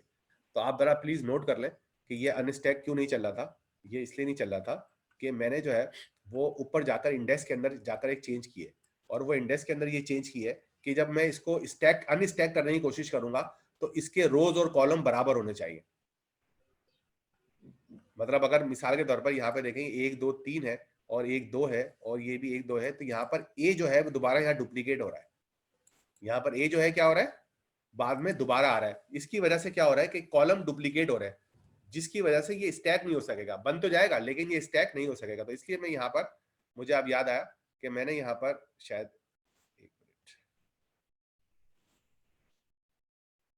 ये एक एरर आ रहा है यहाँ पर, ये आप जरा गौर से देखिएगा, यहाँ पर मैंने 9 कर दिया है, ठीक है। अब देखें यहाँ पर ABCD मौजूद है। अब मैं यहाँ पर जाकर ये वाला फंक्शन चला सकता हूँ। तो ये एक एरर है जो मैं हर क्लास में छोड़ देता हूँ, क्या अगली क्लास में सही कर दूंगा, लेकिन नहीं करता। तो अब आप देख सकते हैं जब मैंने इसको अनस्टैक किया, तो अनस्टैक करने के बाद क्या हुआ कि इसने क्या किया कि आपकी जो एक जो पहली वाली जो रोज थी उनको तो रोज में रख दिया, लेकिन सेकंड वाले जो इंडेक्स थे उनको उसने हायरार्की में चेंज करके कॉलम के नामों के तौर पे इस्तेमाल कर लिया। तो दोबारा जो है वो मैंने इसको दोबारा अगर मैं स्टैक करने जाऊंगा तो ये देखें दोबारा जो है यहाँ पर ये नीचे जो है यहाँ पर ये स्टैक के तौर पर आ गया है। ठीक होता है, थोड़ा सा आप इसको प्रैक्टिस करेंगे तो आपको ये फर्दर क्लियर हो जाएगा। तो यानी कि मेरे पास ये नीचे वाला ऑप्शन है, अब ये वाला भी चलेगा जो कि पहले नहीं चल रहा था, क्योंकि मैं आपको बताया था कि डेटा एरर है, शायद किताब में कोई लिखा हुआ होगा इसीलिए मैंने इसको छोड़ा हुआ है ताकि ये एरर आए और फिर इसको हम सॉल्व करें। तो ये देखें आपके पास डेटा वापस उसी कंडीशन के अंदर आ गया है, पहले मैंने अनस्टैक किया फिर दोबारा स्टैक कर दिया, ये भी किताब से मैंने कॉपी किया हुआ। अच्छा, इसी तरह यहाँ पर देखें, यहाँ पर भी यही वाला कहानी है कि इसके अंदर ये सारी डिटेल्स जो है वो मौजूद है, फ्रेम व्रेम दिखाया गया है, और उसके बाद जो है मैंने यहाँ पर जो है वो की को स्वैप कर दिया है, यानी कि की 1 को की 2 को आपस में स्वैप किया है, और स्वैप करने के बाद जो है वो सॉर्ट भी क्या यहाँ पे करा है, और सॉर्ट करने के बाद ये दोनों को साथ वाथ करके सारी डिटेल्स हैं। तो आप इसको भी जो है वो अगर आप चलाकर देखेंगे एक एक कॉलम, तो ये आपको सब चीजें जो है वो क्लियर नजर आनी शुरू हो जाएंगी। इसी तरह यहाँ पर देखें समरी है कि अगर आपको फ्रेम डॉट सम के अंदर आपने बताया लेवल जो है वो की 2 के अंदर, तो आप ये देख सकते हैं कि वो इसको सम भी करके दिखा रहा है। की 2 जो है मेरे पास ये वाली है, इसके अंदर वो सम करके दिखा रहा है। यहाँ पर की 1 भी आप ट्राई कर सकते हैं।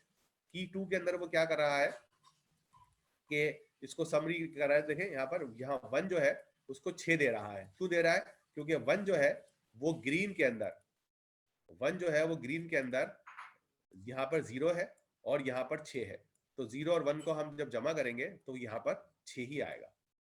और 2 जो है वो ग्रीन के अंदर जो है वो यहाँ पे 3 है और यहाँ पे 9 है, तो यहाँ पर ये 12 आ रहा है। तो इस तरह सर इस कोलैब को शेयर कर देना प्लीज।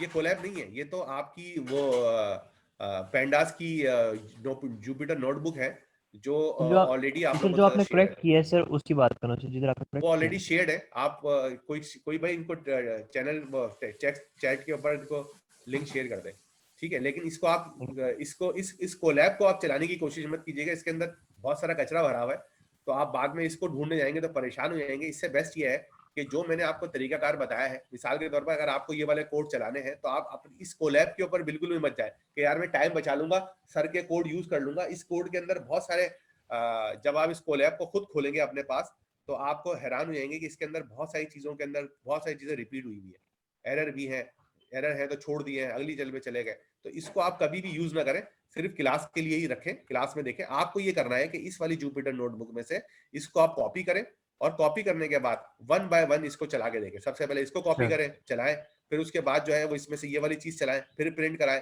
फिर उसके बाद जो है इसको चलाएं, फिर प्रिंट कराएं, फिर उसके बाद जो है वो इस वाली कमांड के अंदर जो इन्फॉर्मेशन लिखी हुई है वो यूज कर लें, फिर इसको चलाएं, फिर प्रिंट करें, फिर इसको चलाएं, फिर प्रिंट करें, तब समझ में आएगा। आपको कोलैब अपनी ही बनानी पड़ेगी, अगर इस कोलैब के चक्कर में पड़ेंगे तो फिर बहुत खतरनाक बात हो जाएगी आपके लिए। इसी तरह समरी के लिए भी ये चीजें करनी पड़ेंगी, आपको मेहनत करनी है, कॉपी पेस्ट से काम आपका हो नहीं रहा है यहाँ पर। तो यहाँ पर देखें मैंने कलर के ऊपर जो है वो सम किया हुआ है, तो आप देख सकते हैं कि जब कलर पे सम करेंगे तो आपके पास रिजल्ट जो है वो चेंज हो जाएगा।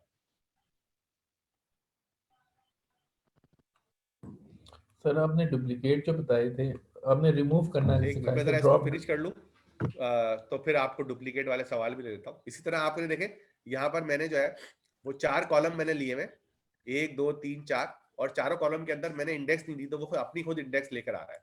मैंने उसको बोला कि नहीं यार मेरी ये जो 2 कॉलम है सी और डी, इनको इंडेक्स के तौर पर यूज कर लो। तो जैसे ही मैंने बताया तो उसने उसको इंडेक्स के तौर पर यूज कर लिया।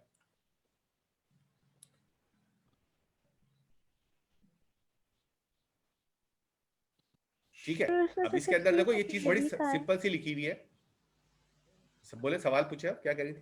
सर उसने तो सिर्फ सी को यूज किया एज इंडेक्स, डी तो नहीं आ रहा इंडेक्स में। नहीं देखो यहाँ पर सी भी आ रहा है और डी भी, देखो नीचे आ रहा है ना, ये ठीक है ठीक। हाँ ठीक है, यहाँ पर देखिए ये चारों column A B C D सब तो साथ आ रहे थे। ज्यादा होगी ने ऐसी समझ नहीं आ रही लोगों को। हाँ बिल्कुल, लेकिन ये चीजें बड़ी आसान है, इस पे टाइम लगाएंगे तो समझ में आएगा। सवाल आप पूछेंगे, मैं आपको जवाब दे रहा हूँ। जैसे मैंने आपको बता दिया कि भाई ये कॉलम के नाम है और ये इंडेक्स के नाम है, इसीलिए नीचे लिखे हुए हैं। सर सही नेक्स्ट है? क्लास में कर लें सर। अपने हम प्रैक्टिस कर लेंगे इतना ज्यादा। हाँ हाँ बिल्कुल, आप लोगों को करनी पड़ेगी। देखो इसमें चीजें मुश्किल कितनी है ये मुझे बताओ, ये मुझे बताओ। ये वाली चीज आपको समझ में नहीं आई हुई, ये पहले आपसे नहीं की हुई आज तक, ये मुझे बताएं। इसमें कोई कमांड है? असल जो चीज है वो ये है कि मैंने ये कहा है कि भाई ये वाला जो ये आपका डेटा फ्रेम है, इसके अंदर सेट इंडेक्स कर दो, इसके जो 2 कॉलम है उसको एज इंडेक्स यूज कर लो। तो ये तो समझ आ गया, सब समझ आ रहा है मुझे। ठीक है, अच्छा आप सुने, आगे सुने, आगे सुन तो ले। अब आगे मैं ये बता रहा हूं आपको कि भाई यहाँ पर लिखा हुआ भी है, by default the column are remove from the data frame, though you can leave it in. मैंने ये कहा है कि ड्रॉप फॉल्स कर दो, यानी कि आपका जो कॉलम है वो इंडेक्स भी बन गया है और कॉलम भी रहा है। इसमें कोई बहुत कॉम्प्लिकेटेड कमांड नहीं है, सिर्फ ये मैंने इसको बताया है कि भाई जब आप यहाँ पर इंडेक्स बना रहे हो तो कॉलम से हटा दो। मैं यहाँ पे कह रहा हूं जब आप इंडेक्स बना रहे हो तो कॉलम पे भी रख लो, तो आपका डेटा जो है वो कॉलम के तौर पे भी यूज हो जाएगा और इंडेक्स के तौर पे भी यूज हो जाएगा। सही है? इसी तरह अगर आपको पसंद नहीं आ रहा, अगर आपको पसंद नहीं आ रहा कि यार नहीं मजा नहीं आ रहा, ये तो कुछ गड़बड़ है, तो आप यहाँ पे रीसेट इंडेक्स कर दो। Yes sir. ठीक है, तो आप देख सकते हैं जब हमने रीसेट इंडेक्स किया तो उसने अपनी इंडेक्स लगा दी।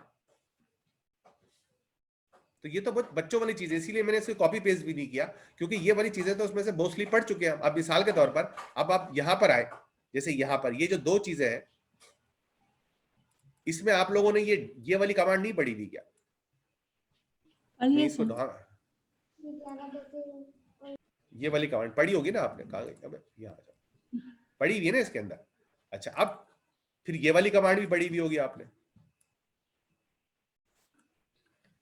Yes sir. ठीक है, और इसको हम प्रिंट भी कर लेते हैं।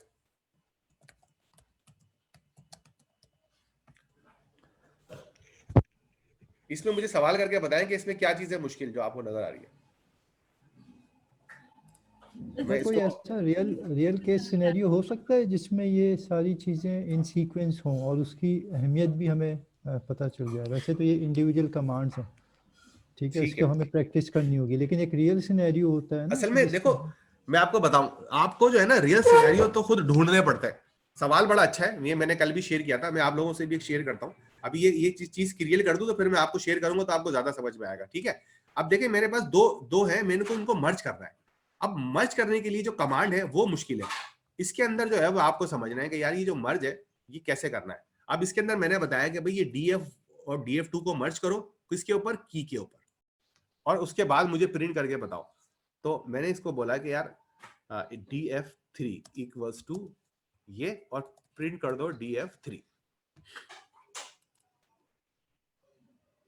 ठीक है, तो अब मेरे पास जो है वो डेटा जो है वो मर्ज होकर आ रहा है।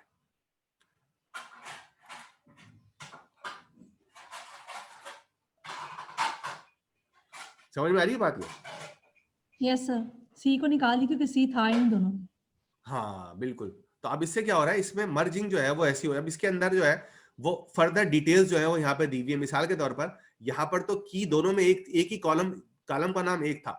एक सिनेरियो ये है कि कॉलम का नाम चेंज हो गया, इसमें L की है फॉर एग्जांपल, इसमें R की है। अब आप क्या करेंगे, तो उसके लिए भी जो है वो बता रहा है कि लेफ्ट की और राइट की के तौर पर आप इस कॉलम को, क्या मतलब है, क्या कह रहे हैं? ऑन इज इक्वल टू की का क्या मतलब? ऑन इज इक्वल टू की का मतलब है कि आपको किस कॉलम के ऊपर दोनों को मर्ज करना है। तो अगर आप यहाँ पर, जैसे मैंने यहाँ पर जो है वो ऑन की लगाया हुआ है, तो वो की के हिसाब से देखेगा कि ए को ए से मैच करेगा, बी को बी से मैच करेगा, सी को सी से मैच करेगा, डी को डी से मैच करेगा।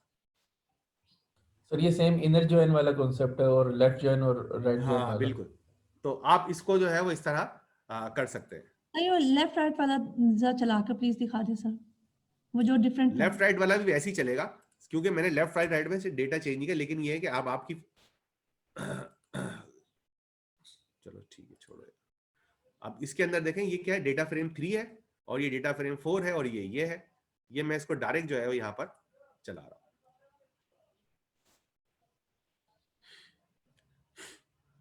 ठीक है, ये आर की है और ये लेफ्ट की है, ये दोनों वो बन मौजूद गया। है यहाँ पर मर गए। अब मैं आपको एक चीज जो है वो आपको दिखाना चाह रहा था।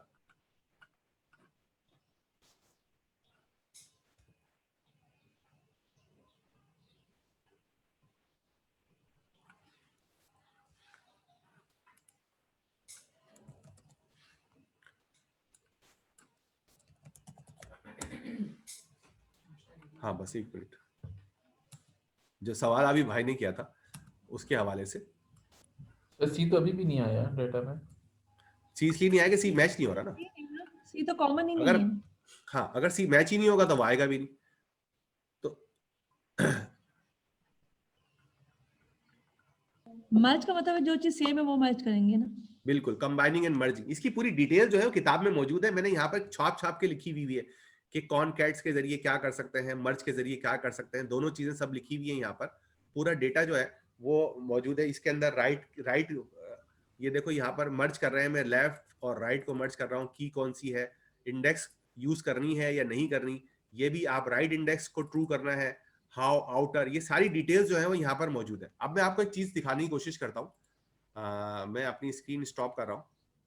सर ये राइट इंडेक्स ट्रू का मतलब क्या होगा, ये भी बुक में लिखा है? बताता हूँ। हाँ, ये भी बुक में लिखा है, आप इसको पढ़े। राइट इंडेक्स का मतलब ये है कि आपको जो इंडेक्स मैच करना है। बिल्कुल, सवाल आपका अच्छा है। मैंने अभी स्क्रीन शेयर हटा दिया। मैं अभी आपको जब स्क्रीन शेयर करूंगा तो मुझे याद दिलाइएगा, मैं आपको समझाता हूँ। कहाँ चला गया सर? मुख्तलिफ डेटा फ्रेम्स बनाए और वो फिर आपने कॉन्केटिनेट करते गए, तो क्या वो एक डेटा फ्रेम में सेव नहीं करते गए, आपने आखिर में फिर लिस्ट में जो है वो शायद सेव किया है और उसको फिर बिल्कुल डेटा देखें। फ्रेम में बनाया। हाँ बिल्कुल, अगर आप देखें यहाँ पर, अगर यहाँ पर आए, अगर आप ये देखें तो ये असल में ये एक तरह से ये कॉनकैट के अंदर ये दो लिस्ट ही है ना। ये भी अगर मैं इसको ये मैं डेटा जो दे रहा हूँ, ये तो मर्ज, दो डेटा को मर्ज हो रहे हैं। लेकिन अगर आप आगे यहाँ पे देखें, यहाँ पर देखें कॉनकैट हो रहा है, ये देख रहे हैं आप यहाँ पर। Can you see this? तो कॉनकैट के फंक्शन के अंदर आप, कॉनकैट में और मर्ज में फर्क ये है कि मर्ज के अंदर आपको जो है वो एडवांटेज ये होता है कि आप सिर्फ एक वक्त में दो ही डेटा फ्रेम मर्ज कर सकते हैं। सही है, और उसके अंदर आपके पास चॉइसेस बहुत है। आपके पास जो चॉइसेस हैं वो बहुत सारी है।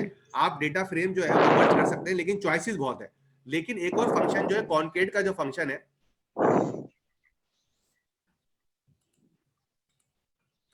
कॉनकैट का जो फंक्शन है उसके अंदर आप जो है वो एक से ज्यादा डेटा फ्रेम मर्ज कर सकते हैं। लेकिन उसके लिए आपको क्या देनी पड़ेगी, लिस्ट देनी पड़ेगी। यानी मैं अगर जो यहाँ पर जो है मैंने यहाँ पर ये किया था ना, मर्ज किया था, तो मैं यहाँ पर इसको, यहाँ पर अगर मैं यहाँ पर लिखता हूँ कि df4 equals to pd dot concat. अब कॉनकैट के अंदर जो है मेरे पास जो है मैं लिखूंगा df3 और df4, तो मेरे पास एरर आ जाएगा। मुझे इसको लिस्ट में कन्वर्ट करना पड़ेगा, यानी इससे पहले लिस्ट लगानी पड़ेगी। ओके सर, समझ आ गई। कंकेटिनेशन के लिए हमें लिस्ट देनी पड़ेगी और मर्ज के लिए हमें डेटा फ्रेम्स देने पड़ेंगे। हाँ, डेटा फ्रेम अभी भी दे रहे हैं, ये देख रहे हैं आप यहाँ पर, ये भी डेटा फ्रेम ही है, लेकिन डेटा फ्रेम को हम लिस्ट वाले स्टाइल में कन्वर्ट करके दे रहे हैं। फॉर्मेट डिफरेंट है। हाँ, फॉर्मेट डिफरेंट करके। ठीक है sir, thank you so much. तो अब इसमें फायदा ये है, लिस्ट वाले फॉर्मेट में से मुझे जो फायदा है वो ये है कि मैं यहाँ पर 3 की जगह, 2 की जगह 4 भी लगा सकता हूँ। लेकिन यहाँ पर मेरा इंडेक्स का कॉमन होना जरूरी है। देखिए यहाँ पे कितने सारे NaN आ रहे हैं, उसकी वजह यह है कि मेरे पास लिस्ट, यहाँ पर इंडेक्स कॉमन जो है वो नहीं है, तो मुझे इंडेक्स कॉमन चाहिए। तो इसीलिए मैं वहां पर बार बार जो है, आप देख रहे थे वहां पे मैं सेट इंडेक्स और रीसेट इंडेक्स वगैरह कर रहा था। उसकी वजह ये थी कि मुझे जो है वो इंडेक्सेस जो है वो कॉमन चाहिए थी। अगर इंडेक्स कॉमन नहीं होगी तो मेरे पास ये वाला रिजल्ट आना शुरू हो जाएगा। लेकिन एडवांटेज ये है कि मेरे पास जो है वो, मैंने क्या किया, सबसे पहले एक डेटा फ्रेम बनाया, उसकी इंडेक्स को कॉमन किया, फिर दूसरा बनाया, फिर उसकी इंडेक्स को कॉमन किया, फिर मैंने 10 डेटा फ्रेम बना लिए, उसको एक लिस्ट में स्टोर किया। वो लिस्ट जो है वो यहाँ पर मैंने, मतलब ये वाला काम मैं ऐसे भी कर सकता था कि मैं यहाँ पर ये लिख दूं lst equal to df3, df4, और मैं यहाँ पर ये जाकर ये लिख दूं। ठीक है, तो मैंने जो है वो यहाँ पर भी जो है, जो ये जो आपको मैं कमांड बता रहा था उसके अंदर भी मैंने यही जो है वो यही वाला काम किया है। अगर आप इस कमांड को भी देखें तो मैंने यहाँ पर भी जो कमांड चलाई है वो यही वाली चलाई है ना, ये मेन लिस्ट में से डेटा उठा। अब इसके अंदर से मैंने, इसके अंदर तो मैं डायरेक्ट यहाँ पर लिस्ट नहीं दे रहा, पहले मैंने सारे डेटा फ्रेम को एक लिस्ट में डाला और वो लिस्ट कॉनकैट को दे दी। एक्सिस बता दिया कि एक्सिस मेरा 0 रखना और सॉर्ट नहीं करना, और पूरा का पूरा डेटा जो है वो सारा का सारा डेटा एक जगह मर्ज होगा और मेरे पास एक टेबुलर फॉर्म में आ जाएगा। मतलब मेरे पास 10 फाइलें हैं तो मेरे पास 10 फाइलें जो है वो कॉलम और रोज में आकर अरेंज हो जाएंगी। तो अगर आपको इस तरह के बहुत सारे जगहों पर एनालिसिस करने के चांस मिलते हैं, जैसे मुझे मिला और मैंने किया, तो आप जो है वहां पर डेटा फ्रेम पर काम कर सकते हैं। डिपेंड करता है कि आप उस काम को करने में कितने इंटरेस्टेड है। तो ये सारी चीजें जो है वो यहाँ पर मौजूद है जो आप यहाँ पे कर सकते हैं। अब जैसे मैंने यहाँ पर 2 डेटा फ्रेम है, यहाँ पर देखिए ये रैंडम में के जरिए मैंने बनाए हैं और रैंडम बनाने के बाद मैंने इनको दोनों को यहाँ पर ये मैं चला के भी दिखा देता हूँ। अब आपको ये लग रहा होगा कि हम बहुत फास्ट जा रहे हैं, लेकिन इसमें देखें इसके अंदर से ये वाली कमांड,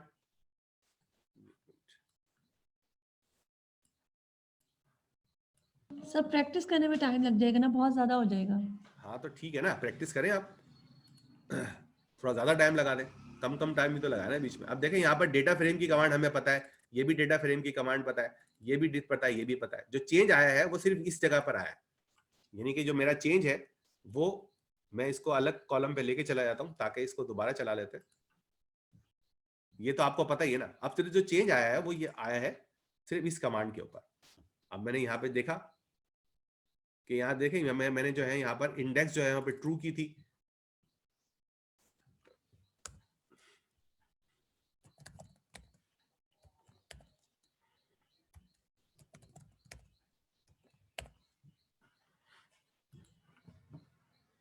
ठीक है। तो आप देख सकते हैं कि दोनों के अंदर आपको क्या फर्क है, सॉर्टेड ट्रू है, सॉर्टेड फॉल्स है, दोनों के जो है ना वो आपको डिफरेंस जो है वो थोड़ा सा चलाना है। तो इसका मतलब है आपको इस पूरी कहानी के अंदर से फोकस तो इन 2 पे करना है ना।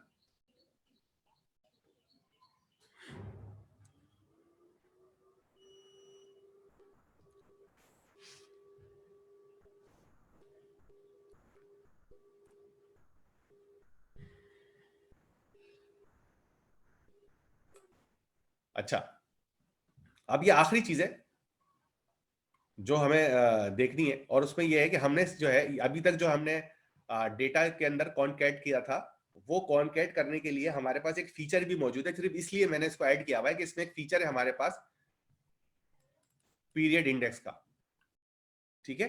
पीरियड इंडेक्स का फीचर जो है वो क्या करता है, वो ये करता है कि आपके ईयर और आपके क्वार्टर की मदद से एक नई डेट जनरेट कर देता है।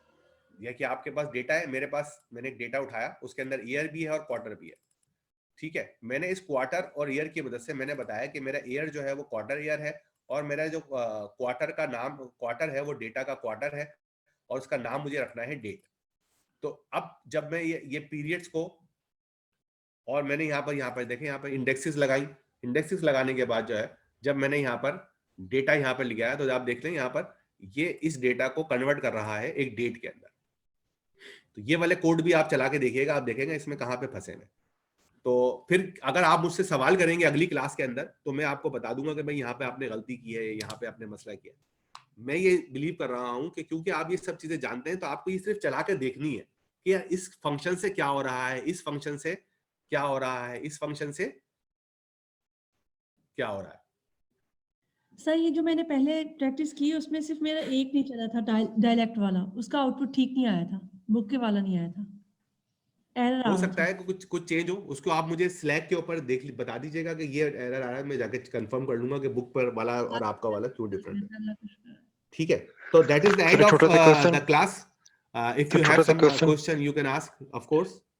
सर क्वेश्चन सर, अभी जो आपने फाइल शेयर की है ये बड़ी रेलिवेंट थी इंडस्ट्री में, क्योंकि ऐसा ही होता है वो आपके पास जो डाटा है वो मल्टीपल शीट से आ रहा होता है। इसमें जो एक चीज मैंने नोट की, जो भी आपने फाइल शेयर की उसमें आपने जो शीट की जो हेडर्स उनको रीनेम किया हुआ, और अक्सर ऐसे होता है कि हर मंथ में जब आपके पास डाटा आता है मुख्तलिफ साइट से तो आपको पहले मैच करना पड़ता है किसी ने कोई शीट का हेडर तो नहीं चेंज कर दिया, जो उसके फील्ड के जो हेडर्स होते हैं। तो बजाय ऐसे कि आप उसको रीनेम करें तो ऐसा तरीका है कि आप पहले ऑटोमेटिकली चेक करें कि भाई फलां शीट का हेडर 1 जो है वो शीट 2 के फलां हेडर के इक्वल है। फॉर एग्जांपल अगर किसी ने एक जगह पर लिखा हुआ डीबी मर्ज कर ले, अगर किसी ने एक जगह किसी ने लिखा हुआ डीओबी लिखा हुआ, एक जगह किसी ने लिखा हुआ डेट ऑफ बर्थ, या इसी तरह के और भी इश्यूज होते हैं फील्ड के अंदर, तो उसमें आप ऑटोमेटिकली एक कोड करें ताकि हर वो डीओबी को ले फलां शीट 1 के फलां कॉलम से और उसको शीट 3 के फलां कॉलम से जाके मैच कर दे, मुझे ऐसे कि आप सही उसको है। चेक करते रहें और बाद में उसको काम करें। बिल्कुल, प्लीज असल में काम आपको कीजिए। यही करना पड़ेगा, आपको ये करना पड़ेगा। जैसे मैंने भी यहाँ पे कुछ कंडीशंस लगाई हुई है ना, जैसे कुछ फाइलों के अंदर वो डेटा एक जो फाइल थी उसके अंदर कॉलम डिफरेंट आ रहा था, तो मैंने यहाँ पर कंडीशन लगाई कि अगर ये वाली फाइल हो और इस वाली फाइल के अंदर ये वाला कॉलम ना हो तो उसकी जगह पे ये वाला कॉलम कर दो। तो इस तरह आपको कुछ ना कुछ जो है ना वो डेटा एनालिसिस में जुगाड़े लगानी पड़ेंगी। लेकिन फायदा ये है कि आप एक मरतबा लगा देंगे और लूप चला देंगे। यहाँ पे देखो मैंने लूप भी बनाया हुआ है, लूप आप चला देंगे, और मैंने यहाँ पे लिस्ट का इस्तेमाल भी किया हुआ है, तो लिस्ट का इस्तेमाल कर लेंगे तो आपके पास जो है वो मसले का हल हो जाएगा। आपको एक मरतबा आपने प्रोग्राम बना लिया, प्रोग्राम जो है वो 3-4 कंडीशंस को जाके चेक करेगा, उसके बाद करेक्ट कॉलम का नाम जो है वो उठा लेगा, तो आपका मसला हल हो जाएगा। या आपके पास एरर आ जाएगा अगर आप रेगुलर एक्सप्रेशन इस्तेमाल करते हैं। सर आपने ड्रॉप डुप्लीकेट तो बता दिया सर, क्या डुप्लीकेट का काउंट भी बताएंगे बाद में, या हमें खुद ही देखना है? हाँ बिल्कुल, देखें अगर डुप्लीकेट काउंट। आपका बिल्कुल सही है, जहां पर डुप्लीकेटेड है उसके आगे डॉट काउंट लिख देंगे तो काउंट आ जाएगा। थैंक यू, ठीक है सर। वो असाइनमेंट्स के सिलसिले में बता दें, पांडास के तो कोई असाइनमेंट नहीं आए, तो वो नहीं, अभी दोबारा पैंडास की कहाँ, कोई असाइनमेंट नहीं आई है। हाँ दोबारा कहाँ सबमिट करें? वो लिंक तो अब एक्सपायर हो गया होगा क्योंकि हमने हाँ, तो वो कर लिया था वक्त पे। नमपाई सर की बात कर रहे हो? सर मैं ये कह रहा का था असाइनमेंट सर मैंने भी सबमिट कराया था, बट मेरा मेरा भी रोल नंबर मंसूर के यार पास नहीं है। शीट क्यों नहीं शेयर कर पा रहे हो तुम? सर शीट के अंदर 2-3 ही स्टूडेंट्स के रोल नंबर आ रहे हैं जो मैंने शेयर कर दिए थे इनसे। मैं ये कह रहा हूँ कि अगर आज का दिन दे दें और मैं इनको फॉर्म अभी सेंड कर देता हूँ और ये लोग फॉर्म आज के दिन में सबमिट करा दें, तो मैं कल इनको रिजल्ट शेयर मतलब अपडेट कर दूंगा वहाँ पे। अगर ये हाँ भाई, क्या कहते हो, कर दे क्या? सर कर दे, हम तो काफी देर से वेट में। सर ये वीक करें प्लीज, देखिए हमारी तो टाइम, हमने टाइम पे किया था सर सबमिशन, और गूगल मैंने फॉर्म भी के सर थ्रू टाइम पे किया कर था। दिया था, और गूगल फॉर्म पे अगर फुल वीक कर। आपका हमने गूगल सारे ड्राइव हो, टाइम पे सबमिट की थी, अगर आप कहते हैं तो अगेन हम सबमिट कर देते हैं। मैं सर मैं ये करंटली कह रहा एक वीक दे दें, give us a week please sir. लेकिन मंसूर सर अब दो कुछ लोगों लोग के छोड़ रोल के भी नंबर जा क्यों आ चुके रहे हैं? हैं, तो उनको तो पता भी नहीं चलेगा कि ऐसा कोई इशू हो रहा है, क्योंकि वो तो 11 बजे क्लास लीव कर गए टाइम खत्म होने के बाद। स्लैक पे अनाउंस कर देना, स्लैक पे अनाउंस कर दे व्हाट्सएप पे कर दें सर, मैं 1 वीक दे व्हाट्सएप के दें ग्रुप प्लीज। पे भी भाई शेयर सुन कर तो देता लो, हूँ। भाई सुन तो लो, आज का टीचर की दिन तो और बात कल सुन का लो। भी दे दे फिर। एक कल मिनट हो देखो सकता है आज कि स्लैक पे नहीं बातचीत हो पाती, लोग नहीं उधर फॉलो करे सही से। गिव आप अस अ सुन ले, वीक मेरी प्लीज। बात सुन ले ना, आप मेरी बात तो सुन ले। मैं स्लैक के ऊपर अनाउंसमेंट चैनल के ऊपर ये फॉर्म दोबारा शेयर कर दूंगा आज, सही है? सर एक ठीक है। बात और है, सर हम ये क्यों नहीं करते कि सर हम एक गूगल बात और है ड्राइव कि पे हम बना लोगों दें, फोल्डर एक बना दें गूगल ड्राइव पे या वन ड्राइव पे, वहाँ हर कोई अपनी फाइल्स को जिप करके bye their name and roll number वो अपलोड कर दे। अब ये गूगल फॉर्म का बड़ा चक्कर हो रहा है, तो हमारे गूगल फॉर्म का इसलिए चक्कर हो रहा है, अब मेरी बात सुनो ना, गूगल फॉर्म का इसलिए चक्कर हो रहा है कि हम ये चाहते हैं कि आप हमें जो है वो गिटहब का लिंक शेयर करें। हम आपको फोर्स कर रहे हैं कि आप अपना डेटा गिटहब पे अपलोड करें और फिर शेयर करें। इसलिए हमें भी परेशानी हो रही है और आपको भी परेशानी हो रही है, लेकिन हम ये चाहते हैं कि आप गिटहब यूज करें। बहुत सारे लोग इसलिए काम नहीं कर पा रहे, जैसे आपने सुना भी होगा कि वो गिटहब यूज नहीं करना चाहते, और हम चाहते हैं कि आप लोग गिटहब यूज करें। सही है। तो ये इस वजह से हम इतना बड़ा फोर्स कर रहे हैं, वरना आपका आइडिया बड़ा आसान है। लेकिन प्रॉब्लम ये है कि हम ये चाह रहे हैं कि आप गिटहब यूज करें और गिटहब का लिंक शेयर करें, ताकि आपको गिटहब यूज करने की आदत आए। मैं तो हम ये चाहते हैं कि आप जो भी अपना काम है, यानी प्रैक्टिस वाला काम भी जो है ना, वो गिटहब पे लोड कर दिया करें। अब जैसे मैंने जो है वो गिटहब के ऊपर अपनी चीजें डाली हुई है, आपको जो पढ़ाने वाली, उससे फायदा हो रहा है ना मुझे, मैं आपको लिंक दे देता हूँ, आप वो यूज कर लेते हैं।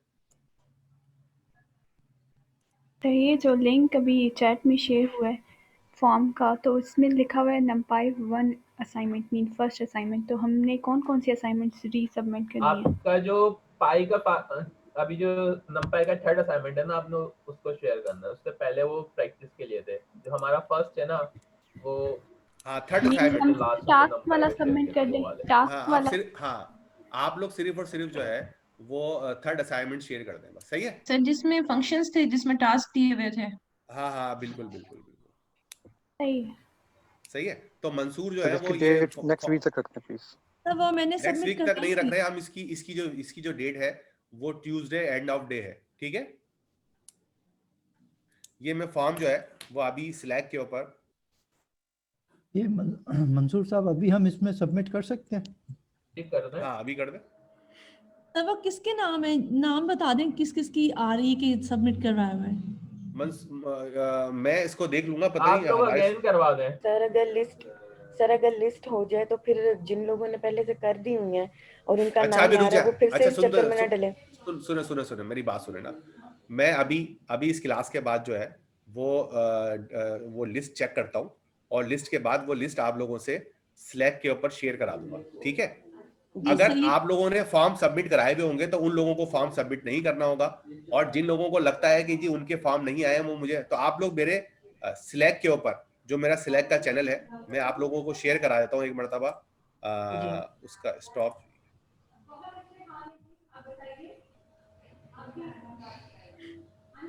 ये सिलेक्ट का जो हमारा चैनल है AI बैच वाला, नजर आ रहा है ये स्क्रीन के ऊपर?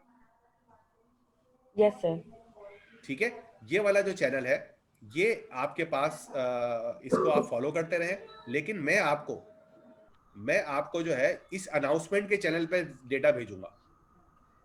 आप समझ रहे हो बात? Yes sir, yes sir. ये जो अनाउंसमेंट का चैनल है, मैं इसके ऊपर आपको डेटा भेजूंगा। इस चैनल के अंदर आप जो है वो कोई मैसेज नहीं दे सकते, ठीक है? आप लोग मैसेज नहीं दे सकते। मैसेज आपके जो भी मसले होंगे वो आप इस वाले चैनल के ऊपर मुझे बताएंगे। इस वाले चैनल के ऊपर अनाउंसमेंट आएगी, अगर किसी को जरूरत पड़ेगी तो वो दोबारा शेयर कर दे, और जिसने शेयर कर दिया होगा तो वो कर दे। मैं अभी बैठकर खुद देखूंगा कि अगर आप लोगों का डेटा है, सबसे पहले हम आपको वो शेयर कर देंगे कि कौन कौन सा डेटा आ गया, ठीक है जी? Yes sir. क्योंकि सही है, तो आप लोग इंतजार करें अनाउंसमेंट के चैनल की। अगर कोई मसला हो तो फिर आप मुझे। और ये आखिरी असाइनमेंट जो था वो नंपाई बेसिक्स टू एडवांस था, यही इसी को मैंने करवाई हुई है। सर एक्चुअली बस एक बात है, ये सारे कह रहे हैं कोई थर्ड असाइनमेंट, कोई फोर्थ असाइनमेंट, पता नहीं कितने हो गई हैं, लेकिन गिटहब पर सब टीचर्स ने 2-2 असाइनमेंट्स दी हुई थी, तो any2 करके भी किसी ने कर दी हुई है सबमिट। तो आप प्लीज़ अगर स्लैक पे वो भी 2 जोन सी करनी है या 3 करनी है, 4-5 जो भी हैं, आप बस उनकी पिक्चर्स भी शेयर कर दें ताकि कंफर्म हो जाए, कोई मतलब प्रॉब्लम ना रहे। हाँ, आप सुन तो ले मेरी। मैं ये कह रहा था कि मैं ये कहना चाह रहा हूँ कि मेरे लिए तीसरी असाइनमेंट जो है वो इम्पोर्टेंट है सबसे ज्यादा, ठीक है? तो आप जो तीसरी असाइनमेंट वो मैं आपसे शेयर कर दूंगा। हाँ जी, अनाउंसमेंट के ऊपर, ठीक है? सही है, ठीक है। Yes sir. Okay. Sir GitHub पे अपनी फाइल्स के नाम में ना वो मेंशन कर दें कि असाइनमेंट 3, असाइनमेंट 4, असाइनमेंट 5, वहां पे एडवांस गिटहब वो एडवांस नंपाई लिखा हो। सब कुछ शेयर्ड है। आप क्योंकि फॉलो नहीं कर रहे हैं ना उसको शुरू से असाइनमेंट को, इसलिए कंफ्यूज हो रहे हैं। सर उनके नाम ठीक नहीं है इस तरह। असाइनमेंट थर्ड नहीं किसी ने भी लिखा हुआ। जिन टीचर्स ने किया, किसी ने असाइनमेंट किया है या असाइनमेंट 1 किया है, असाइनमेंट 2 किया है, थर्ड के नाम से एक भी नहीं है। और अगर कोई मतलब सबमिट भी करता है, अगर कोई लिंक भी देता है ना, मैं तो उसको वो पूरा गिटहब का लिंक देता है। दोबारा इसको करके सबको शेयर कर दूंगा, ठीक है? सर मैं ये कहना चाह रही हूँ कि हमें आपने उसकी रिपोजिटरी का मतलब पूरी गिट का ही लिंक देते हैं। मैं आपको अनाउंसमेंट पे वो सारा डिटेल डेटा शेयर कर दूंगा, बोल तो रहा हूँ। चलें ठीक है सर, मतलब तस्वीर आनी चाहिए सर, पिक होगी तो हम प्रॉपर देख सकेंगे उसको। ठीक है, ओके, डन है। लिंक से तो सारा खुल जाती हैं, सारी पता चलती हैं। Sir thank you very much. ठीक है, मैं ये मीटिंग लीव कर रहा हूँ। अब और कोई सवाल तो नहीं है मेरे ख्याल से। कोई हो तो